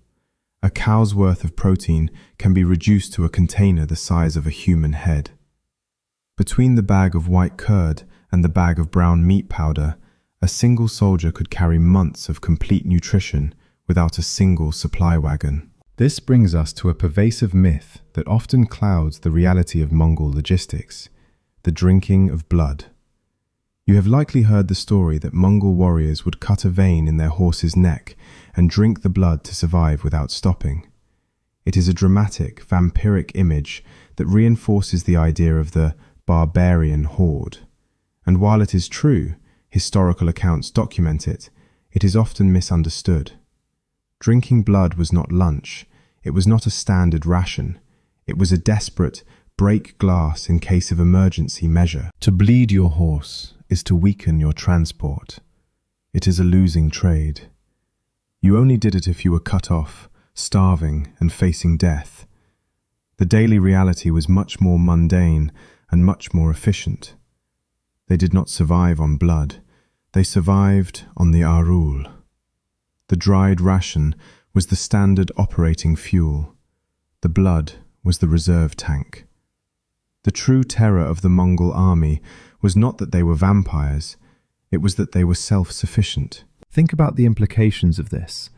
A European army is a diver breathing through a long air hose connected to the surface, the supply line. Cut the hose and the diver drowns. The Mongol army was a shark. It did not need a hose. It carried its energy within the ecosystem of the herd. As long as there was grass for the horses to eat, the factory kept running. The horses converted the grass into mobility, and via their milk, into food for the men. The men ate the dried reserves when the milk ran dry. The army did not move across the landscape, it grazed across it. It was a logistical perpetual motion machine, limited only by the availability of pasture. If you look at a medieval European army from above, it looks like a pyramid. At the top is the king or the duke. Below him are the knights, then the men-at-arms, and finally the peasant levies. But trailing behind this pyramid is a massive, disorganized blob, the baggage train. This is where the cooks, millers, bakers, and butchers live. It is a slow, noisy, smoke-filled city on wheels, but exists solely to feed the pyramid. If you want to stop the army, you do not attack the knights, you attack the blob. You burn the wagons, and the pyramid collapses from hunger. The Mongol army did not have a blob. It did not have a centralized kitchen or a chow line. Instead, Genghis Khan structured his forces using a decimal system that integrated logistics directly into the combat unit. The base atom of the horde was the arban, a squad of 10 men. These 10 men were not just soldiers fighting side by side, they were a self-contained provisioning unit. They were sworn brothers who lived, rode, slept, and ate together. In this system, every soldier was his own quartermaster. There was no waiting for a ladle of stew to be served from a communal pot. The mess hall was wherever the arban decided to stop their horses. When the order came to halt, 10 men would dismount, gather their dry dung for a small, smokeless fire, and take their individual iron pots, or sometimes a single shared pot, to cook their own food. This decentralization changed the physics of the march. In a Western army, feeding 10,000 men is a nightmare of coordination, requiring massive ovens, huge herds of cattle for slaughter, and hours of prep time. In the Mongol army, feeding 10,000 men was exactly as difficult as feeding 10 men, repeated 1,000 times. The complexity did not scale up, it stayed flat. Because every arban carried its own supply of aaruul and dried meat in their saddlebags, the entire army could feed itself simultaneously, without a single order being shouted from headquarters. The aaruul played a critical role here as the ultimate convenience food. If the arban was in a rush, in the middle of a lightning raid where stopping for a fire was dangerous, they did not cook at all. They simply reached into the bag, grabbed a handful of the rock-hard curds, and gnawed on them while riding. It was a cold lunch, eaten at a gallop. But if they had time, the arban could turn their dry rations into a hot meal that prefigured modern instant soup. They would take the dried curd and the powdered meat, throw them into a pot of boiling water, and let them rehydrate. The aaruul would soften, dissolving slightly to create a thick, creamy, sour broth enriched with the protein of the dried beef. It was warm, it was filling, and it took 15 minutes to prepare. There was no peeling vegetables, no butchering carcasses, no baking bread. It was just add water technology in the 13th century. This shared reliance on a single, uniform ration also created a profound social cohesion. In the feudal armies of Europe, the diet was a roadmap of inequality. The officers ate venison and drank wine. The peasants ate gruel and drank water. The stomach divided the army. In the arban, and indeed across the entire Tumen, the diet was nearly identical. During a campaign, the commanders ate what the men ate. There is a psychological power in chewing the same rock as your general. It reinforces the idea that the hardship is shared, that the survival of the group depends on the discipline of the individual.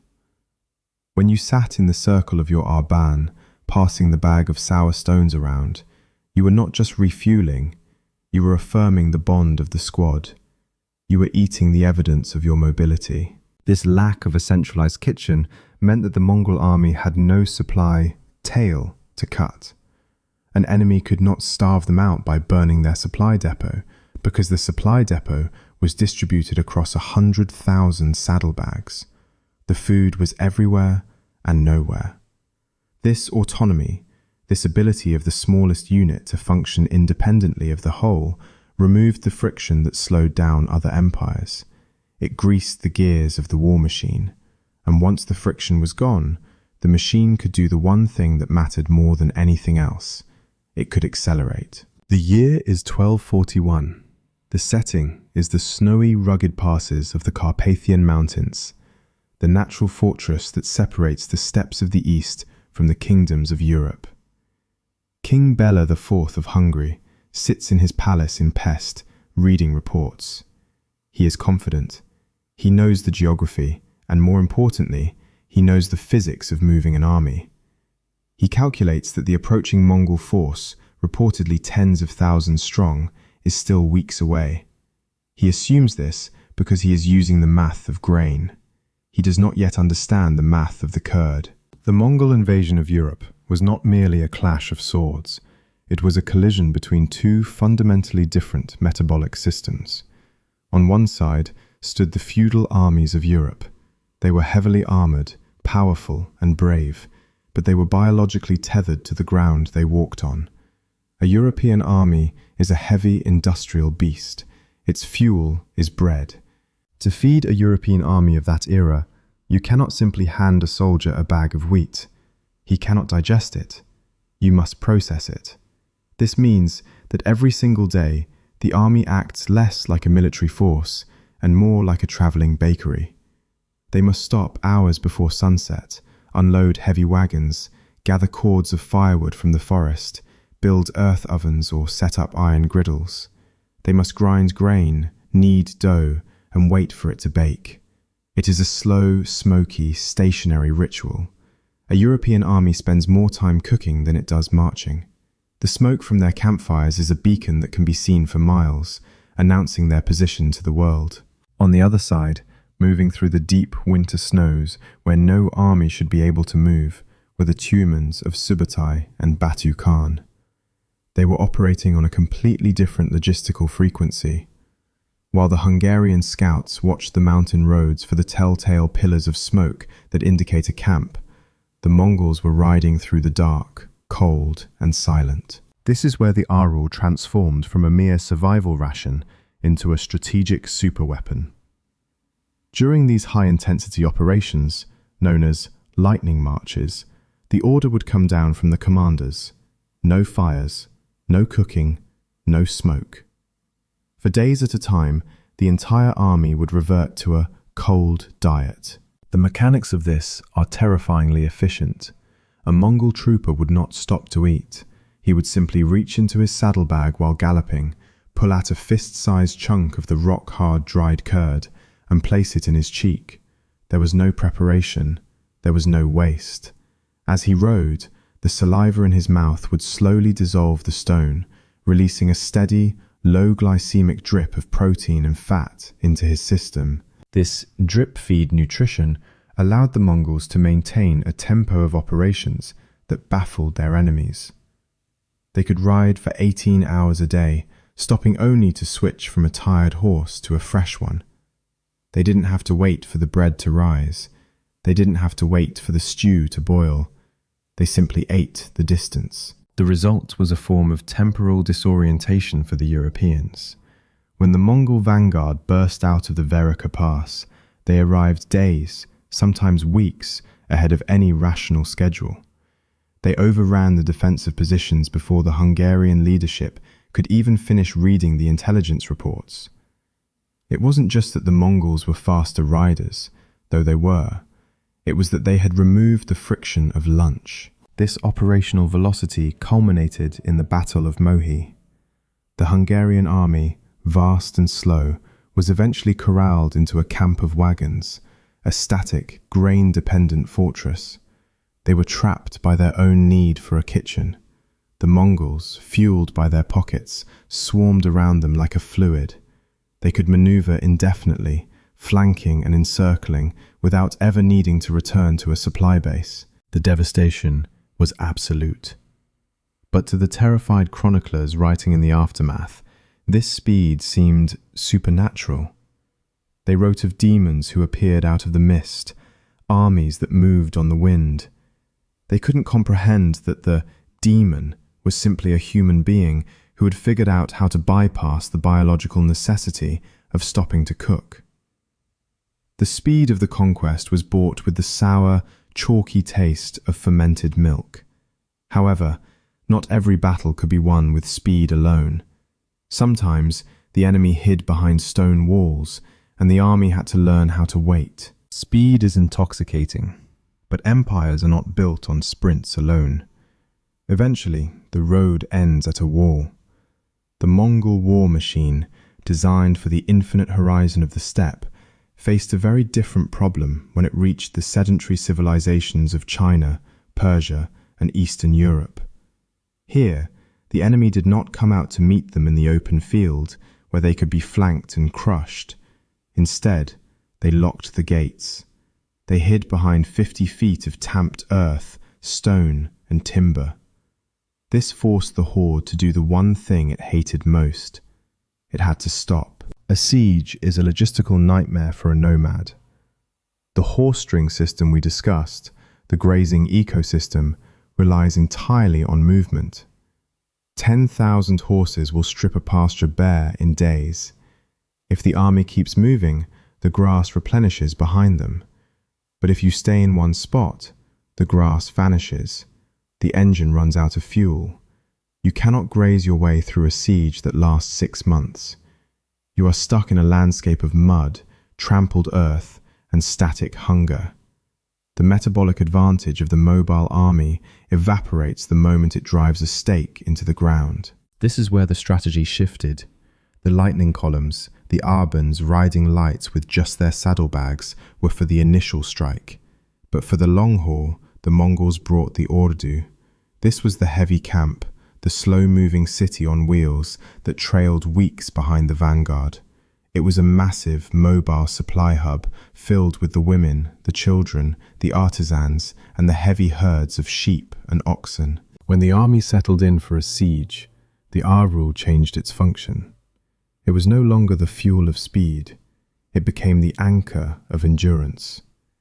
In a siege, the primary weapon is not the catapult or the battering ram. It is hunger. It is a staring contest to see who starves first.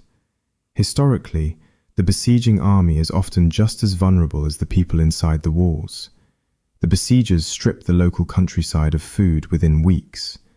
Once the local peasants have been robbed of their grain and the local livestock eaten, the besieging army usually has to retreat or starve. But the Mongols had the dried ration. Because aaruul is so dense and imperishable, the Ordu could stockpile immense quantities of it. A single ox cart could carry enough dried curd to sustain a Mingshan, 1,000 men, for a month if rationed carefully. This created a strategic asymmetry that was terrifying to the defenders. Picture yourself as a commander, standing on the walls of a besieged city in the Jin dynasty. You look out at the enemy camp. You know the math of war. You know that they should be starving. You have burned the fields around the city. There is nothing for them to eat. You are waiting for the inevitable signs of dysentery and famine to break their ranks. You are waiting for them to leave. But they don't leave. They just sit there. They are not frantically foraging. They are not fighting over scraps. They are calm. They are reaching into their sacks and chewing on their rocks. The aaruul allowed the Mongols to detach themselves from the local food economy entirely. They didn't need the land around the city to be fertile. They had brought the condensed energy of the steppe with them. This stockpile capability meant that the Mongols could wait indefinitely. They could outlast the harvest cycle. They could wait through the winter. Inside the city, the grain stores were rotting. The rats were getting into the rice. The water was going stale. The defenders were watching their food supplies degrade day by day, turning into mold and dust. Outside the walls, the Mongol ration remained chemically unchanged. The aaruul was exactly as edible on day 100 as it was on day 1. It didn't care about the humidity. It didn't care about the cold. It just waited. This had a profound psychological impact. It projected an aura of supernatural resilience. To the starving citizens inside, the barbarians seemed exempt from the laws of nature. They didn't seem to need food. The silence of their logistics was louder than the roar of their attacks. They were winning simply because their calories were more stable than the stone walls of the city. The siege was not broken by a breach in the gate. It was broken by the realization that the enemy had mastered the dimension of time. But the empire was vast, and a siege is a stationary affair. To control a territory that stretched from the Pacific to the Danube, you needed more than just endurance. You needed information. You needed to move thoughts as fast as you moved armies. And just as the aaruul fueled the warrior and sustained the siege, it also powered the most sophisticated information network the world had ever seen. The stone was about to go online. To control the largest contiguous land empire in human history, you need more than just fear and arrows. You need bandwidth. When your borders stretch from the Pacific Ocean to the Danube River, a rebellion in Poland is a problem that the great Khan in Mongolia needs to know about, and he needs to know about it before the rebels have time to build a castle. If information travels at the speed of a walking ox cart, the empire will fracture before the order to suppress the revolt even arrives. Genghis Khan understood that distance was the true enemy of the state. His solution was the yam. The yam was, for all intents and purposes, the internet of the 13th century. It was a massive, high-speed packet-switching network built of flesh, grass, and wood. At intervals of roughly 20 to 30 miles, the distance a horse can gallop hard before its lungs give out, there were relay stations. These stations were stocked with fresh horses, food, and shelter. A messenger wearing a specialized belt of bells would approach a station, the sounds signaling the grooms to have a fresh mount ready.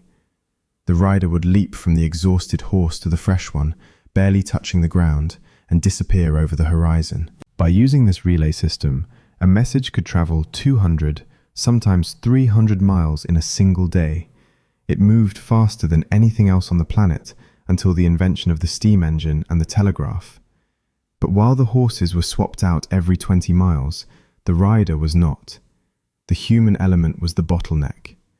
A courier might ride for days on end, sleeping in the saddle, wrapped in tight bandages to keep his internal organs from bruising against his ribcage due to the constant pounding of the gallop. This brings us back to the biological logistics.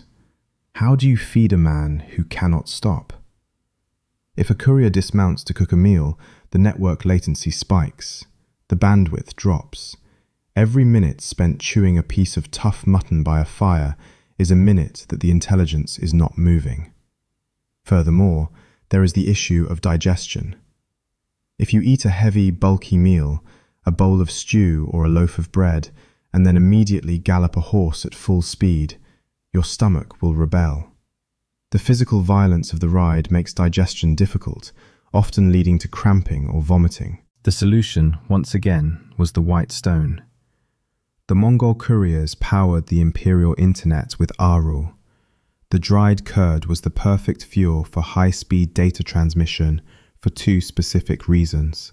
The first was the drip feed mechanism we discussed earlier. By keeping a piece of hard curd in the cheek, the rider received a constant, low-volume stream of calories that didn't burden the stomach. It bypassed the heavy digestion cycle that induces lethargy.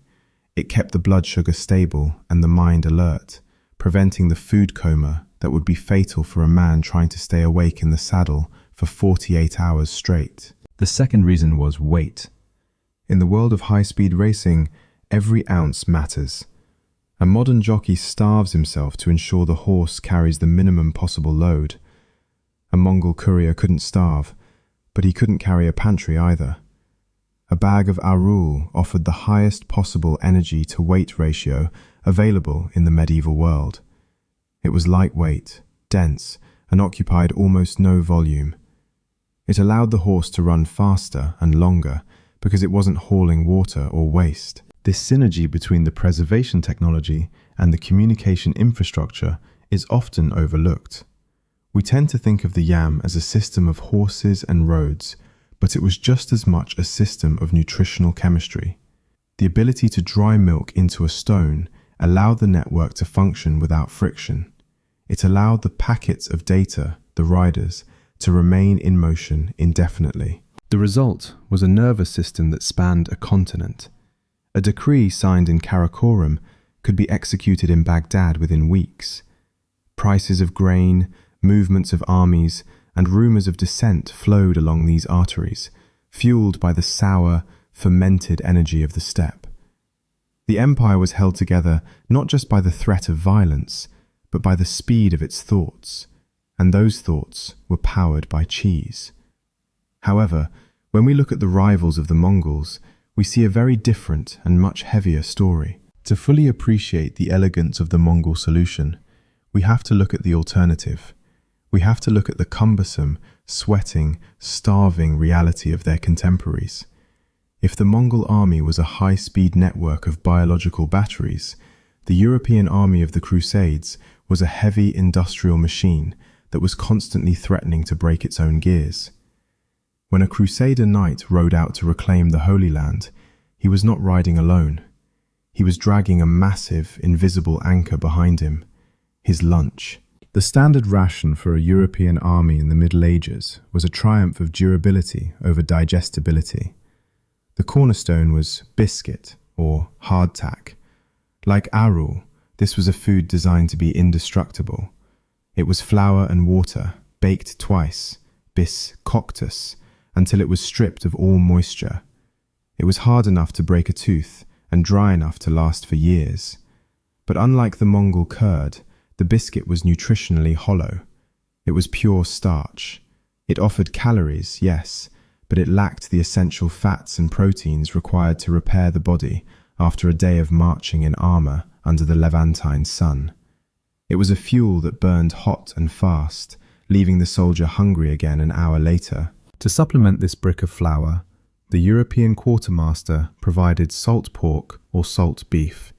This was meat that had been packed into heavy oak barrels and drowned in a saturated brine solution. In theory, it was preserved. In practice, it was a biological time bomb. If a barrel sprang a leak during the rough transit over mountain passes, which they often did, the brine would drain away and the meat would rot from the inside out. Soldiers would often crack open a barrel after weeks of marching, only to find a grey, slimy mass of botulism. But even when the meat was safe, the logistics of carrying it were crippling. This is where we run into the cost of carry. In the Mongol system, the food walked on its own four legs until it was slaughtered, or it was carried in a light saddlebag. In the European system, the food was dead weight. It had to be hauled in wagons. Wagons need oxen to pull them. Oxen are slow, plodding animals that require massive amounts of fodder and water. This created a vicious mathematical spiral. To feed the army, you need wagons of food. To move the wagons, you need oxen. To feed the oxen, you need more wagons filled with hay and grain. Eventually, you reach a point of diminishing returns, where the army is consuming more calories just to move its own food supply than the soldiers are actually eating. The supply train becomes a parasite that eats the army. A Crusader force could only march about 10 miles a day because it was tethered to the speed of a walking ox. If they tried to move faster, they would leave their food behind and starve. Then there was the issue of water. The European diet of dry biscuit and heavily salted meat was a thirst trap. To digest a brick of salt pork, the body requires huge quantities of fresh water to flush out the sodium. This forced the Crusaders to camp near rivers and wells. In the arid landscape of the Near East, these water sources were often stagnant, warm, and teeming with bacteria. This leads us to the dysentery factor.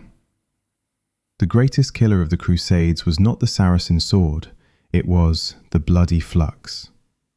The European digestive system was constantly under assault from waterborne pathogens. In contrast, the Mongol diet offered a layer of biological protection. The aaruul was a product of fermentation.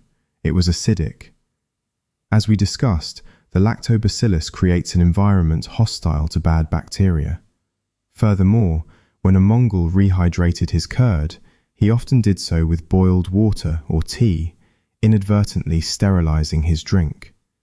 And because the curd retained moisture better than the salt pork, the Mongol warrior didn't have the same desperate, salt-induced thirst that drove crusaders to drink from muddy puddles. The strategic consequences of this were absolute paralysis.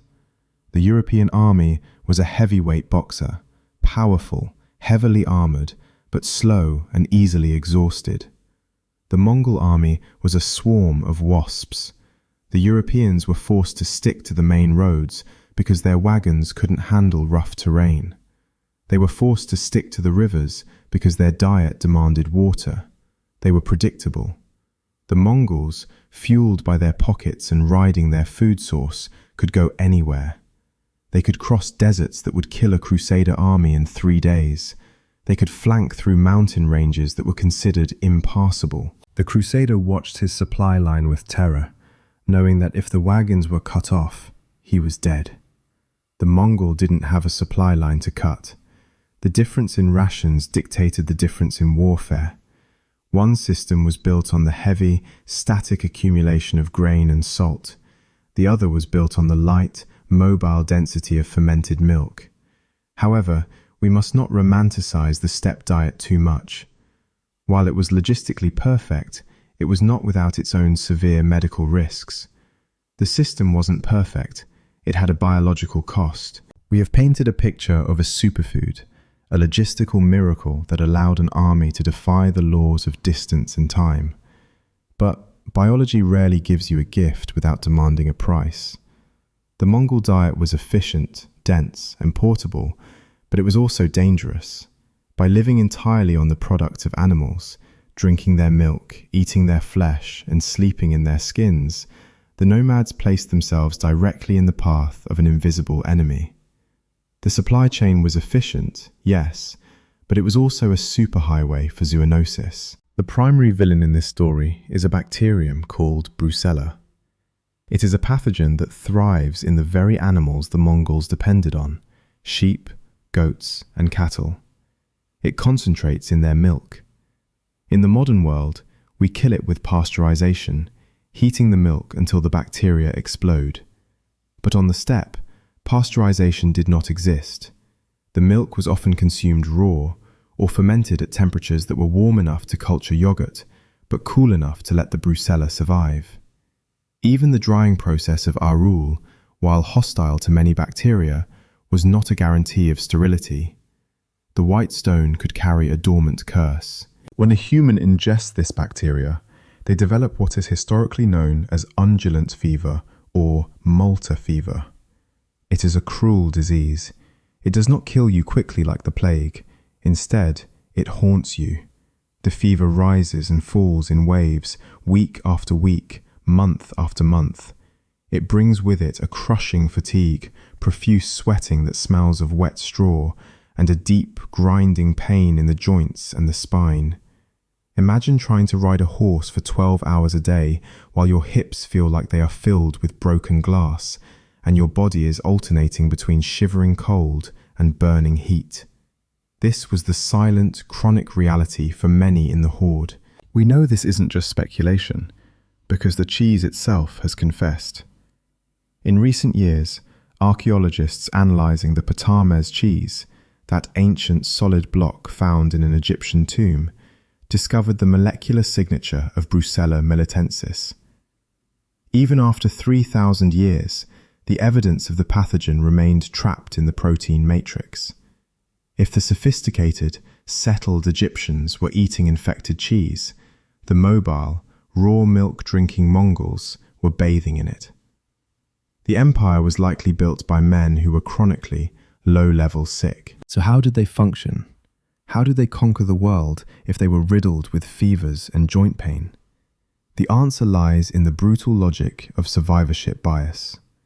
We look at the Mongol army and see a force of unstoppable super soldiers.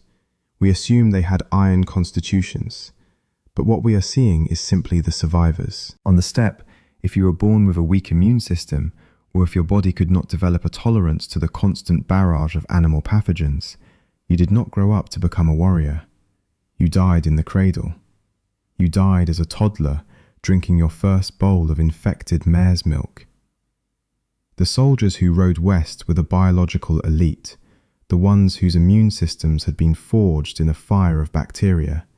They weren't immune to the pain, but they had likely developed a functional resistance that allowed them to operate through the fever. The weak had already been filtered out by the diet itself. Then there was the issue of the vegetable gap. A diet of dried cheese and dried meat is a nutritional powerhouse of protein and fat, but it is a desert of fiber and phytochemicals. There were no salads in the saddlebag. There was no fiber to aid digestion. A modern human attempting to switch to a pure aaruul and bortz diet would likely suffer from crippling constipation and gut distress within a week. The Mongol gut, however, was adapted to this extreme density. But even with adaptation, the body needs micronutrients that milk and muscle meat cannot provide. To fill these gaps, the nomads turned to the garbage parts of the animal. They didn't just eat the muscle, they ate the filtration systems. They consumed the liver, rich in vitamin A and iron. They ate the kidneys, the heart, and the lungs. They cracked open the bones to eat the marrow. They even ate the eyes. This nose-to-tail consumption wasn't just frugality, it was nutritional instinct. The liver of a sheep is essentially a multivitamin pill. By consuming the organs raw or barely cooked, they scavenged the vitamins that would be destroyed by heat. They were getting their vegetables, but they were getting them second-hand, processed through the biology of the sheep. The Mongol war machine, therefore, was not a picture of perfect health. It was a trade-off.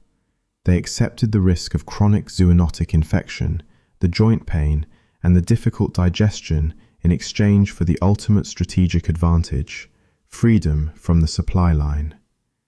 They were willing to pay a biological tax for the ability to move. But while the men paid with their health, the system was sustained by a different kind of cost, a labor cost that remained almost entirely invisible to the historians who chronicled the battles. We must now look at the hands that actually made the stones. When we visualize the Mongol Empire, the camera of history almost always focuses on the men. We see the horse archers, the generals in their furs, and the great Khans sitting on their thrones. We see the arrow leaving the bow, but we rarely look at the bow itself. We rarely ask who built the engine that allowed the arrow to fly. If you pull back the focus from the front lines, away from the dust and the blood, you find the true source of the empire's power. You find the ordu. The ordu, the word from which we get the English term horde, was not a chaotic mob. It was a mobile industrial complex, and it was run almost entirely by women. While the men were forward deployed, riding in their lightning columns or hunting to sharpen their skills, the women were managing the massive, slow-moving logistical city that trailed behind. They were the CEOs of the steppe economy. The production of aaruul was not a quaint domestic chore performed in the spare moments between raising children. It was a full-time military manufacturing job. Consider the sheer tyranny of the udder. A cow or a sheep does not care if you are tired. It does not care if there is a war on. It needs to be milked twice a day, every day, until it runs dry. If you stop, the production line halts and the animal suffers. This rhythm dictated the life of the camp. Before the sun was up, the women were out in the cold, wrestling with thousands of animals. They were collecting the raw material that would fuel the conquest. The scale of this operation is staggering when you run the numbers for a single tumen, a division of 10,000 soldiers.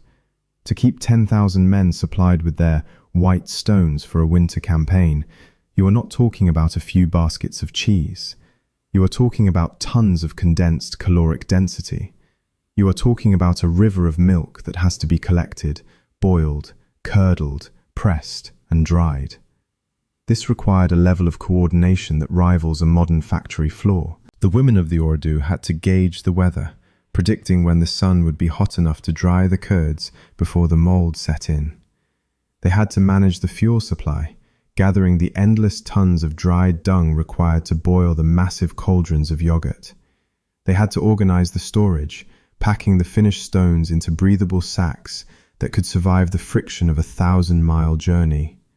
They were the quartermasters, the chemists, and the supply chain managers of the medieval world. This economic reality created a social dynamic that confused and terrified the observers from sedentary civilizations.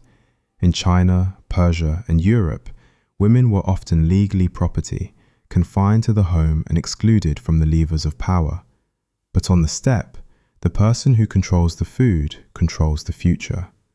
Because the Mongol women held the keys to the calorie supply, they held immense political leverage. They drove the great ox carts that carried the gers. They managed the herds, which were the primary form of wealth. When the men were away fighting, which was often for years at a time, the women were the empire. It is no coincidence that the Mongol court was filled with powerful empresses and regents who ruled in their own right. Their authority wasn't a gift. It was a reflection of the fact that the entire military apparatus rested on their ability to turn perishable milk into imperishable stone. The Mongol war machine was, in a very literal sense, a machine fueled by female labor. The men conquered the map, but the women made it possible to traverse it. However, this leaves us with a difficult historical problem. The women who boiled the milk and the men who ate the stones were illiterate. The nomads did not write cookbooks. They did not leave behind manifests or production logs. So, if the people who built this system didn't write it down, how can we possibly know the details of the recipe? How do we know that the taste of the 13th century is the same as the taste of today? To answer that, we have to look at the strange intersection of archaeology and living memory. The Mongols were the ghosts of history. They swept across the world, burned cities, and redrew maps, but they left behind almost no physical paper trail of their own. There are no imperial archives of Karakorum where we can go to look up the official ration tables for the invasion of Hungary. The nomads carried their history in their oral songs, which vanish into the wind. So, if they didn't write down the recipe for their secret weapon, how can we be so sure about the specific mechanics of the aaruul? How do we know we aren't just projecting modern habits onto ancient warriors? The answer lies in a forensic triangulation between the terrified accounts of their enemies, the detailed journals of curious monks, and the stubborn chemistry of milk itself. Our best window into the Mongol kitchen comes from a man named William of Rubruck. He was a Franciscan friar sent by King Louis IX of France in 1253 to convert the Mongols to Christianity. He failed to convert them, but he succeeded in becoming one of history's greatest accidental food critics. Rubruck traveled deep into the steppe, living among the nomads, freezing in the winter and sweating in the summer. In his journals, he describes, with a mixture of fascination and culinary horror, a food he calls grout. He writes about how the Mongols would boil the milk, separate the solids, and dry them in the sun until they were as hard as iron slag. He explicitly describes the military application, noting that in winter, when milk was scarce, they would put this sour curd into a skin with water and shake it until it dissolved into a sour gruel. His description matches the production of aaruul so perfectly that it could be used as an instruction manual today. He provides the independent verification that the white stone was not a myth, but a standard issue reality. But written words can be misinterpreted. To truly understand the logistics, we have to turn to experimental archaeology. This is where modern historians stop reading and start churning. Researchers have attempted to recreate the Mongol ration using only the tools available in the 13th century: leather bags, wood fires, and raw milk. What they found was that the process is incredibly unforgiving. If you try to skip the boiling step, the cooking of the curds, The protein structure doesn't tighten enough to expel the water. The cheese doesn't dry, it rots. If you try to dry it in the shade rather than the sun, the mold wins. If you don't press it hard enough, the center remains moist and becomes a breeding ground for maggots. The recipe for aaruul is not a cultural preference. It is a set of rigid chemical constraints. The method hasn't changed in 800 years because it cannot change. There is only one way to turn milk into a rock without preservatives, and the Mongols found it. This leads us to the most controversial tool in the historian's kit: ethnographic analogy. This is the practice of looking at modern people, in this case the herders currently living in the Gurs of Mongolia, and assuming they are living time capsules. It is a dangerous assumption. Modern Mongolia is not a museum. The herders today have motorbikes, solar panels, and cell phones. They are not ancient people. However, food is often the most conservative part of a culture. While a herder might use a plastic bucket instead of a leather pail, the biology of the cow and the bacteria, lactobacillus, have not updated their firmware. When anthropologists observe the production of aaruul today, they are seeing a biological process that is immune to technological disruption. The women of the steppe are still waking up at dawn to milk the animals. They are still boiling the yogurt on dung fires because dung is still the only fuel available on the treeless plains. They are still placing the curds on the roof to dry because the sun is still the only dehydrator they have. We can therefore look at the modern aaruul drying on a rack in the Gobi Desert not as a reenactment, but as a direct, unbroken lineage. It is a living artifact. The taste that makes a modern tourist wince is the exact same taste that fueled the archers at the Battle of Mohi. The empire fell, the borders receded, and the Khans died, but the cheese remained. It outlived the conquest. And as we move into the modern era, we find that this ancient survival tool has taken on a strange new life. The Mongol Empire eventually did what all empires do. It overextended, fractured, and collapsed. The Golden Horde dissolved into rival khanates. The Yuan dynasty in China was overthrown, sending the Mongol rulers retreating back to the steppe. The great postal relay stations of the Yam rotted away or were burned down. The borders that once stretched from the Pacific to the Danube were erased. But while the political infrastructure of the conquest vanished, the biological infrastructure did not. The Khans are dust, but the cheese is still here. If you walk into a modern supermarket in Ulaanbaatar today, you will see the legacy of the horde sitting on the shelf, right next to the potato chips and the chocolate bars. It is no longer packed in leather saddlebags for a campaign against the West. It is packed in crinkling plastic bags for a snack while watching television. The aaruul has survived the fall of the empire, the rise of communism, and the transition to democracy. It remains the unshakable culinary bedrock of the nation. However, the white stone has undergone a subtle evolution. As Mongolia has urbanized, moving from the open steppe to high-rise apartments, the curd has softened. The modern city dweller does not have the jaw strength of a 13th century archer. They do not spend 12 hours a day in the saddle, needing a slow-release calorie brick. Consequently, the commercial aaruul you find in the city is often a civilized version of the ancient ration. You will see varieties that have been sweetened with sugar, a luxury that Genghis Khan never knew. You will see curds mixed with wild berries or sea buckthorn, turning the grim, grey survival food into something colourful and tart, almost like a dairy-based fruit leather. You will see the famous sorshoy aaruul, or worm curd. This is made by squeezing the fresh, wet cheese through a meat grinder before drying it, creating little squiggly strands that look like dried pasta. This isn't done for aesthetics, it is done for physics. The worm shape increases the surface area, allowing it to dry faster and, crucially, making it easier to chew. It is a concession to modern dentistry. You can eat sorshoy without fearing for your molars. But if you leave the city, if you drive out past the smog of the capital and find a gur standing alone on the grass, you will find that the old ways have not flinched. The grandmother in the countryside is not using a meat grinder. She is not adding sugar.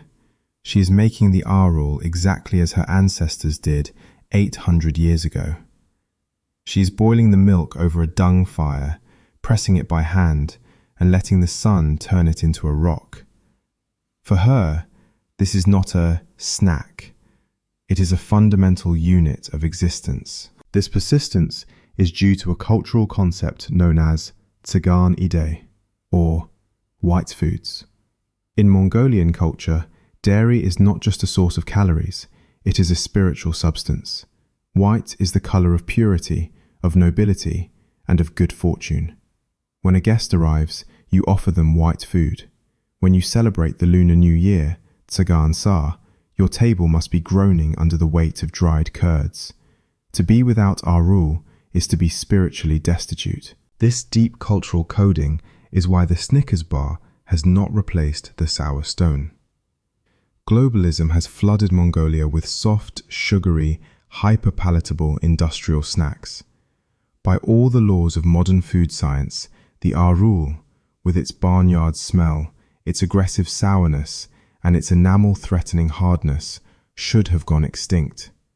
It is difficult food, but it survives because it is the taste of identity. For a Mongolian living in a concrete apartment block, chewing on a piece of aaruul is a sensory link to the pasture. It triggers a primal memory of the herd. It is a reminder that they are still the people of the horse, even if they took the bus to work. The very profound sourness that outsiders find repulsive is exactly what makes it valuable. It is an acquired taste, and possessing that taste separates the insider from the outsider. It is a flavor that says, "We survived." So, the ration has successfully transitioned from a military necessity to a cultural artifact. It has proven its ability to endure through centuries of wind, war, and neglect. But as we look at the properties of this food, its indefinite shelf life, its incredible density, and its resistance to temperature extremes, we have to ask a question. We have spent this entire time looking at how this technology defined the past. But is it possible that the perfect field ration for the 13th century is also the perfect field ration for the future? If you spend enough time on the fringes of the internet, in the forums where people discuss bunker ventilation systems and the shelf life of ammunition, you will eventually encounter the Mongol ration. In the community of preppers, survivalists preparing for the collapse of civilization, history is often mined for blueprints. These are people obsessed with the calculus of survival. They are looking for the forever food, a substance that you can bury in a plastic bucket in the backyard and eat 20 years later when the power grid fails. For a long time, the gold standard in this community was pemmican, the Native American mixture of dried meat and rendered fat. But recently, the dried dairy of the steppe has begun to appear on their radar. It makes perfect sense. The prepper and the Mongol warrior share the same fundamental anxiety, the fear of the supply chain breaking. They both operate on the assumption that the supermarket will not be there tomorrow. Aaruul appeals to the survivalist mind because it is low-tech but high performance. It doesn't require electricity to produce. It doesn't require a vacuum sealer to store. It is a battery of calories that charges itself in the sun and holds that charge indefinitely. You can find threads on survivalist message boards today where people in suburban Ohio are attempting to dry curds on their roof, trying to replicate the logistics of the horde in preparation for a theoretical apocalypse. They are realizing that the best way to survive the end of the modern world is to adopt the technology of the ancient one. But the utility of this dried dairy extends beyond the bunker. It reaches all the way to the vacuum of space. When NASA engineers design a mission to Mars, they are fighting the same enemy that Genghis Khan fought, the tyranny of mass. The rocket equation dictates that for every gram of payload you want to launch into orbit, you need a massive amount of fuel. Weight is the enemy. Water is the enemy, because water is heavy. A standard meal for an astronaut is essentially a freeze-dried version of a terrestrial meal. We use millions of dollars of technology to suck the moisture out of shrimp cocktail or beef stroganoff so that we can launch it into the void. The Mongols were, in a sense, terrestrial astronauts. They were traveling through a hostile void, the steppe, where resources were scarce and they couldn't afford to carry dead weight. Aaruul is the original astronaut food. It is a protein structure that has been stripped of its water weight by the wind rather than a vacuum chamber. It is dense, it is shelf-stable, and it resists the temperature fluctuations of space just as well as it resists the winters of Mongolia. If we ever do send humans to colonize Mars, it is very likely that their pantry will look surprisingly similar to a Mongol saddlebag. They will need foods that are chemically stable, incredibly dense, and impervious to rot. The diet of the future may well circle back to the diet of the 13th century. However, there is a reason you don't find aaruul in the standard issue MRE, the meal ready to eat, of the US Marine Corps. On paper, it is the ideal military ration. It is lighter than the pouches of wet stew soldiers carry today. It doesn't expire, it doesn't leak, but it fails the one test that modern food science cannot engineer away: the palate. The modern military ration is designed not just for nutrition, but for morale. A soldier in a foxhole wants comfort. They want something that tastes like home, like pizza or spaghetti or chili mac. They do not want to suck on a piece of sour, calcified milk that tastes like a barnyard. Aaruul is a brutalist food. It demands work. It demands a jaw strength and a tolerance for acidity that the modern industrial palate has lost. We have become accustomed to food that is soft, sweet, and immediate. We want the calorie to surrender instantly. The Mongol ration fights back. It requires patience to eat. It requires you to accept a flavor profile that screams fermentation. For a modern soldier raised on high fructose corn syrup, eating aaruul would feel less like a meal and more like a punishment. So, while the science of the curd is perfect for the logistics of war, the sensory reality is incompatible with the expectations of the modern warrior. We have the technology to make it, but we no longer have the stomach to eat it. And that brings us to the final question of this entire journey. If it works, but we refuse to eat it, is it actually perfect? We titled this story, The Perfect Field Ration. But now that we have journeyed from the udder of the yak to the saddlebag of the archer, and finally to the survivalist bunker, we need to stop and ask a difficult question. Is it actually perfect?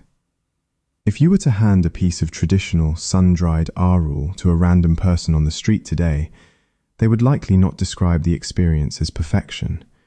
They would describe it as chewing on a piece of sour concrete. They might even call the police. To the modern palate, which has been trained to expect food to be soft, sweet, and instantly gratifying, this substance is barely recognizable as food at all. It feels less like a snack and more like a construction material. To understand why we still use that word, we have to strip away our modern definition of food. We live in an era where food is entertainment. It is texture, flavor, and comfort. We judge a meal by how it makes us feel. But a field ration is not a meal. It is a battery. And when you look at aaruul through the eyes of a logistical engineer rather than a restaurant critic, the genius of the design becomes undeniable. Let's grade it on the metrics that actually matter to an army on the move. First, portability. On this front, it scores a perfect 10. You can carry enough calories in a single pouch to ride for a week. It requires no heavy cans, no glass jars, no water weight. It is pure energy, condensed. It allows the soldier to become untethered from the supply train. In the equation of mass versus distance, the curd wins every time. It flows through the logistics network like water, never clogging the gears with unnecessary bulk. Second, durability. Another perfect 10. It does not rot. It does not freeze. It does not need to be rotated. You can drop it in the mud, wipe it off, and it is fine. It is indifferent to the entropy that destroys other foods. You could theoretically hide a bag of aaruul in a cave, come back 5 years later, and it would still be edible. It is a food that has conquered the dimension of time. It is the only ration in history that is more durable than the soldier eating it. But then we get to palatability. Here, the score drops precipitously. It is acidic. It is hard. It smells of fermentation. It offers no comfort to the weary soldier, only sustenance. It fights you. It demands effort to consume. If you judge it by the standards of a Michelin star, it is a disaster. But this is where the definition of perfection shifts. In the context of the 13th century steppe, flavor was not just irrelevant, it was a liability. A food that tastes too good is a food that gets eaten too fast. A ration that is delicious is a ration that disappears before the march is over. The hardness and the sourness of the aaruul acted as a built-in rationing mechanism. You cannot binge eat a rock. The very unpleasantness of the food ensured that the supply lasted. It forced the soldier to consume it slowly, regulating their caloric intake over the course of the day. The flaw of the taste was actually a feature of the logistics. Modern armies spend millions developing pizza that lasts 3 years because they believe a happy soldier fights better. The Mongols operated on a colder logic. A living soldier fights better. So, is it perfect? Yes, because in the brutal calculus of war, perfect is a binary state. A ration either keeps you alive or it kills you. A delicious, soft, sweet ration that rots in the bag is a failure. A heavy, tasty ration that slows your horse down so that you are caught and killed by the enemy is a failure. The aaruul sacrificed everything, flavor, texture, pleasure, to maximize the only 2 variables that mattered, range and speed. It was not designed to be enjoyed, it was designed to conquer. And by that definition, it remains the most successful piece of food engineering in human history. There is a dimension to the field ration that goes beyond simple calories and chemistry, a dimension that rarely appears in the logistical spreadsheets or the nutritional analysis. It is the psychology of the mouth. To understand why the aaruul was so effective, you have to understand the mental landscape of the Mongol warrior. We often picture war as a series of frantic, adrenaline-fueled battles. But the reality of the 13th century campaign, or any campaign really, was boredom. It was days, weeks and months of riding through an endless, repetitive sea of grass.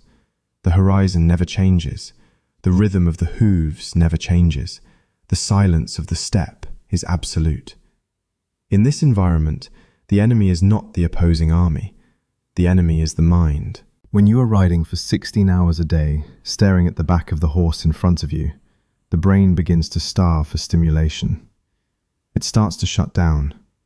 Hypnotic fatigue sets in. This is dangerous. A rider who falls asleep in the saddle slows the column. A scout who zones out misses the telltale dust cloud of an ambush. The army needed a way to keep the brain engaged when there was nothing to look at. They needed a stimulant. But they didn't have coffee. They didn't have tobacco. They had the stone. The extreme hardness of the aaruul, which we previously identified as a barrier to palatability, was actually its greatest psychological asset. It functioned as the medieval equivalent of chewing gum. When a soldier placed a piece of the dried curd in his mouth, he was giving his body a task. Because it doesn't dissolve instantly, it requires active participation. You have to roll it against the roof of your mouth. You have to work it with your tongue. You have to gnaw at the corners to soften them. This constant, low-level mechanical action keeps the blood flowing to the head. It provides a focal point for the nervous system. There is a concept in psychology known as oral fixation as a mechanism for stress relief. When humans are anxious or bored or under pressure, we have a primal urge to put things in our mouths. We chew on pen caps, we bite our fingernails. Modern soldiers chew tobacco or gum. Baseball players chew sunflower seeds. It is a way of venting nervous energy. The jaw is a stress valve. By clamping down on something hard, we release tension. For the Mongol warrior, the aaruul was the ultimate stress ball. Imagine the tension of riding into enemy territory. You know that over the next ridge, there might be a wall of spears waiting for you. Your body is flooded with cortisol. You can't fight yet, and you can't run. You just have to ride. The act of aggressively chewing on a piece of rock-hard dairy allows you to physically manifest that aggression. It gives the jaw muscles something to conquer. It is a self-soothing mechanism that calms the nerves and steadies the hand. Furthermore, the ration provided a profound sense of psychological security.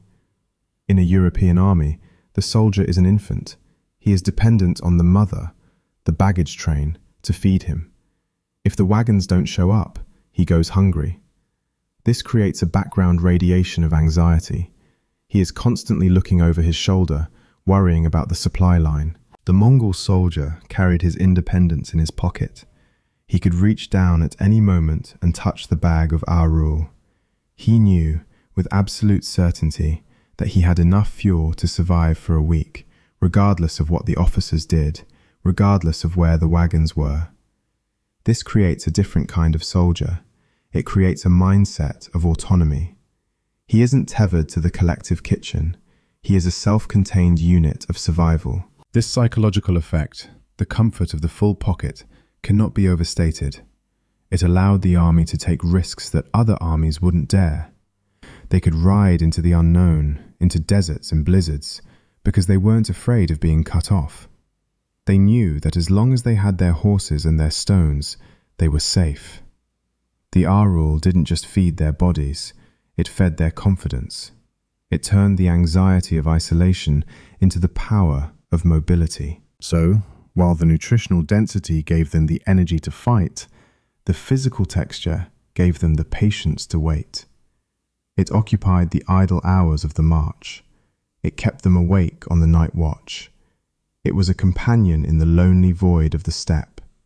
The perfect ration didn't just fill the stomach, it occupied the mind. And when you combine a soldier who is biologically fueled with a soldier who is psychologically calm, you get a terrifying adversary. Now, as we reach the end of the journey, we must weigh all these factors, the grass, the gut, and the mind, to deliver the final verdict on the Mongol advantage. If we zoom out from the specific chemistry of the curd and look at the map of the 13th century, we can see that the Mongol Empire was not just a political entity. It was a thermodynamic equation that had been solved with terrifying efficiency. At its core, the empire was a machine designed to convert solar energy into kinetic energy with almost zero waste. The sun shone on the steppe, the grass captured the energy through photosynthesis, the animals ate the grass, and the humans ate the animals, or, more specifically, the condensed, dried byproducts of those animals. This created a closed-loop energy system that was unique in military history.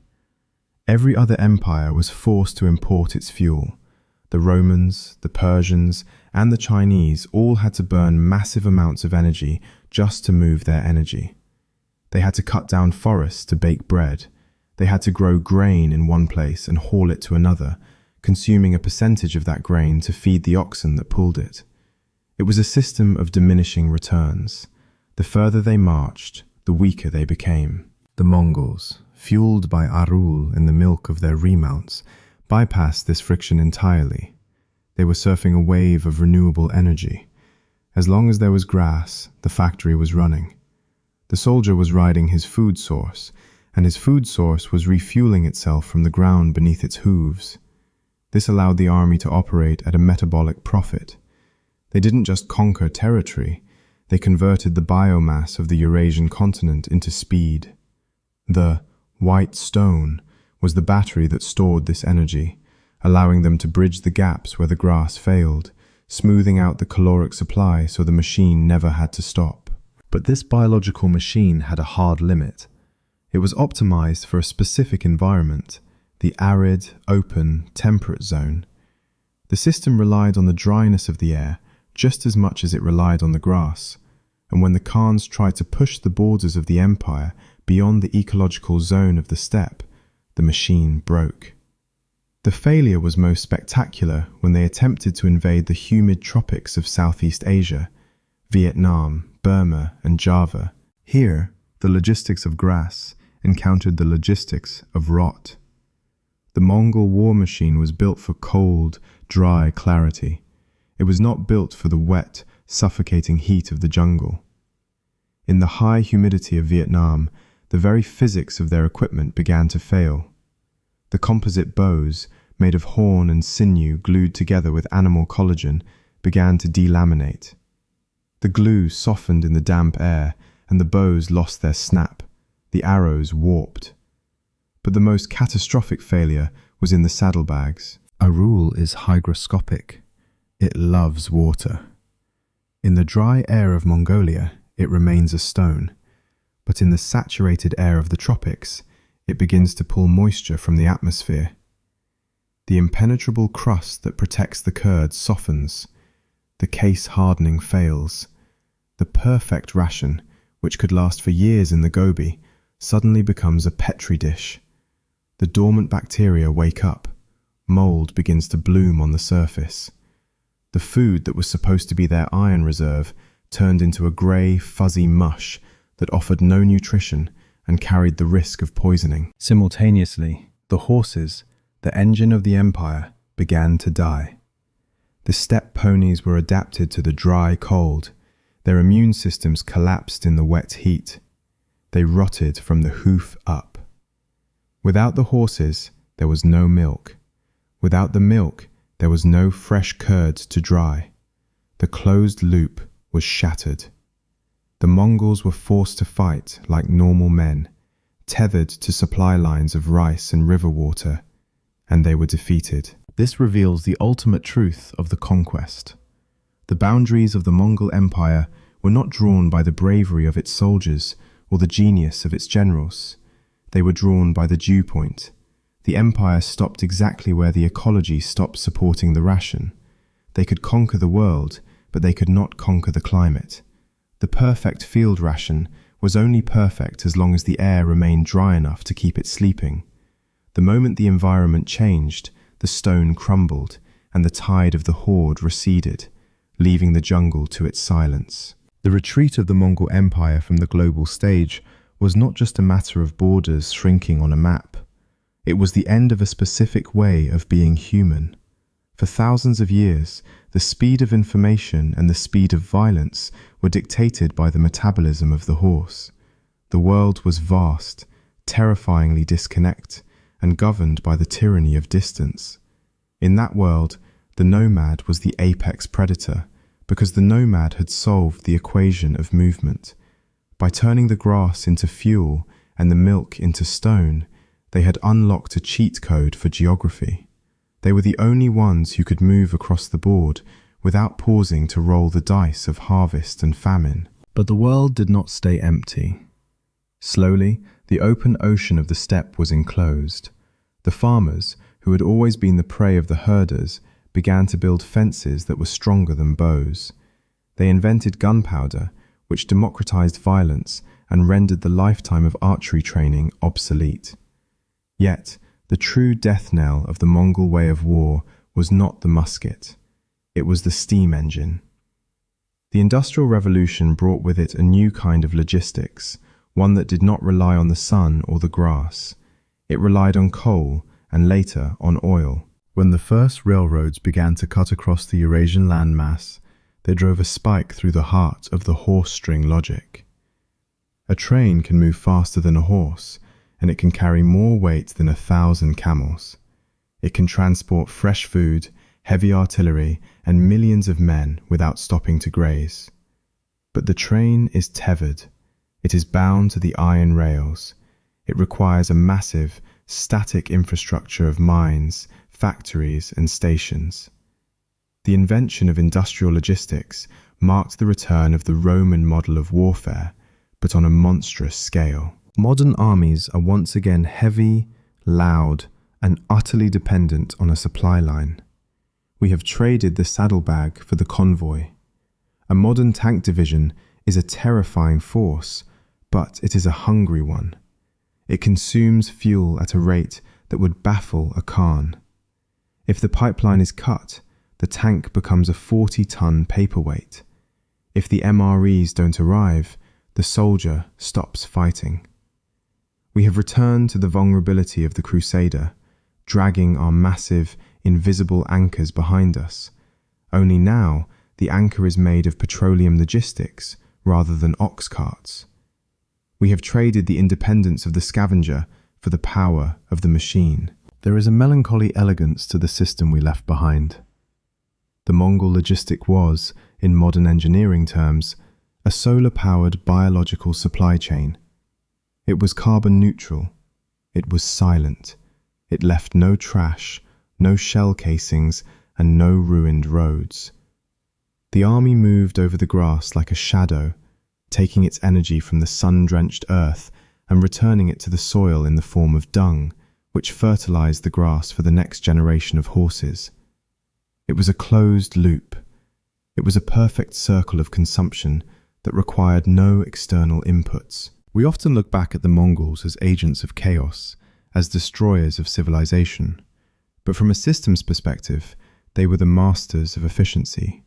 They conquered the known world without burning a single drop of oil, without electricity, and without plastic. They did it with biology. They did it by understanding that the most powerful engine on Earth is not a combustion chamber, but a stomach. They understood that if you can optimize the fuel, if you can turn a perishable liquid into an imperishable solid, you can outrun anyone who is still tethered to the harvest. So, when you hold a piece of aaruul in your hand today, you are not just holding a snack, you are holding a fossil of a lost technology. It sits there, grey and unassuming, looking more like a geological specimen than a culinary one. It is hard, cold, and indifferent to your hunger. It does not try to seduce you with sugar or salt.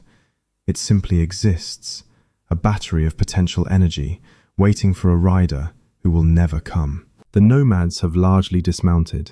The great herds are now managed by men on motorbikes who check market prices on smartphones.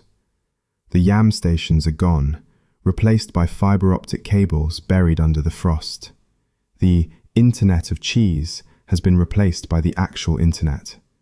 But the white stone remains.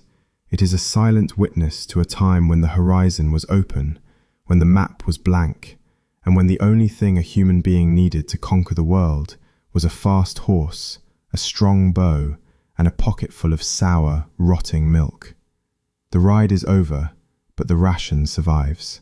We began this journey with the heavy breathing of the Roman legionary, sweating under the weight of his grain sack, tethered to the slow, grinding pace of the ox cart. We watched as the great empires of the sedentary world built massive, heavy machines of war that were constantly threatening to starve themselves to death before they even reached the battlefield. And then we saw the alternative. We saw the shadow on the horizon. We saw an army that moved like smoke because it had solved the fundamental problem of physics that baffled the Caesars and the pharaohs. They didn't solve it with better wheels or stronger roads or deeper granaries. They solved it with a piece of dried milk. It is easy to look at history as a list of dates and battles, a series of lines drawn on a map by men with swords. But if we have learned anything tonight, it is that the sword is useless if the hand holding it is trembling from hunger. The true history of civilization is not written in ink. It is written in the logistics of the stomach. It is a story about the desperate, unending struggle to stop time, to take the fleeting abundance of the summer harvest and lock it away against the starving winter. The Romans tried to do it with salt and grain, and they built an empire of stone that could not move. The Mongols did it with bacteria and wind, and they built an empire of grass that could go anywhere. The aaruul is the physical embodiment of that difference. It is a humble, ugly little object. It looks like a piece of gravel you would kick down the road without a second thought. But inside that calcified shell lies the secret of speed. It represents the triumph of biology over geography. It proves that the most sophisticated technology is not always the one with the most moving parts.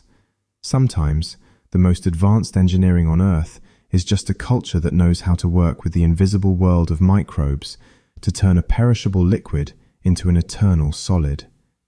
It is the silent calorie that does not speak, but it endures. So, the next time you see a piece of dried fruit, or a block of hard cheese, or even a modern protein bar wrapped in foil, take a moment to respect the lineage.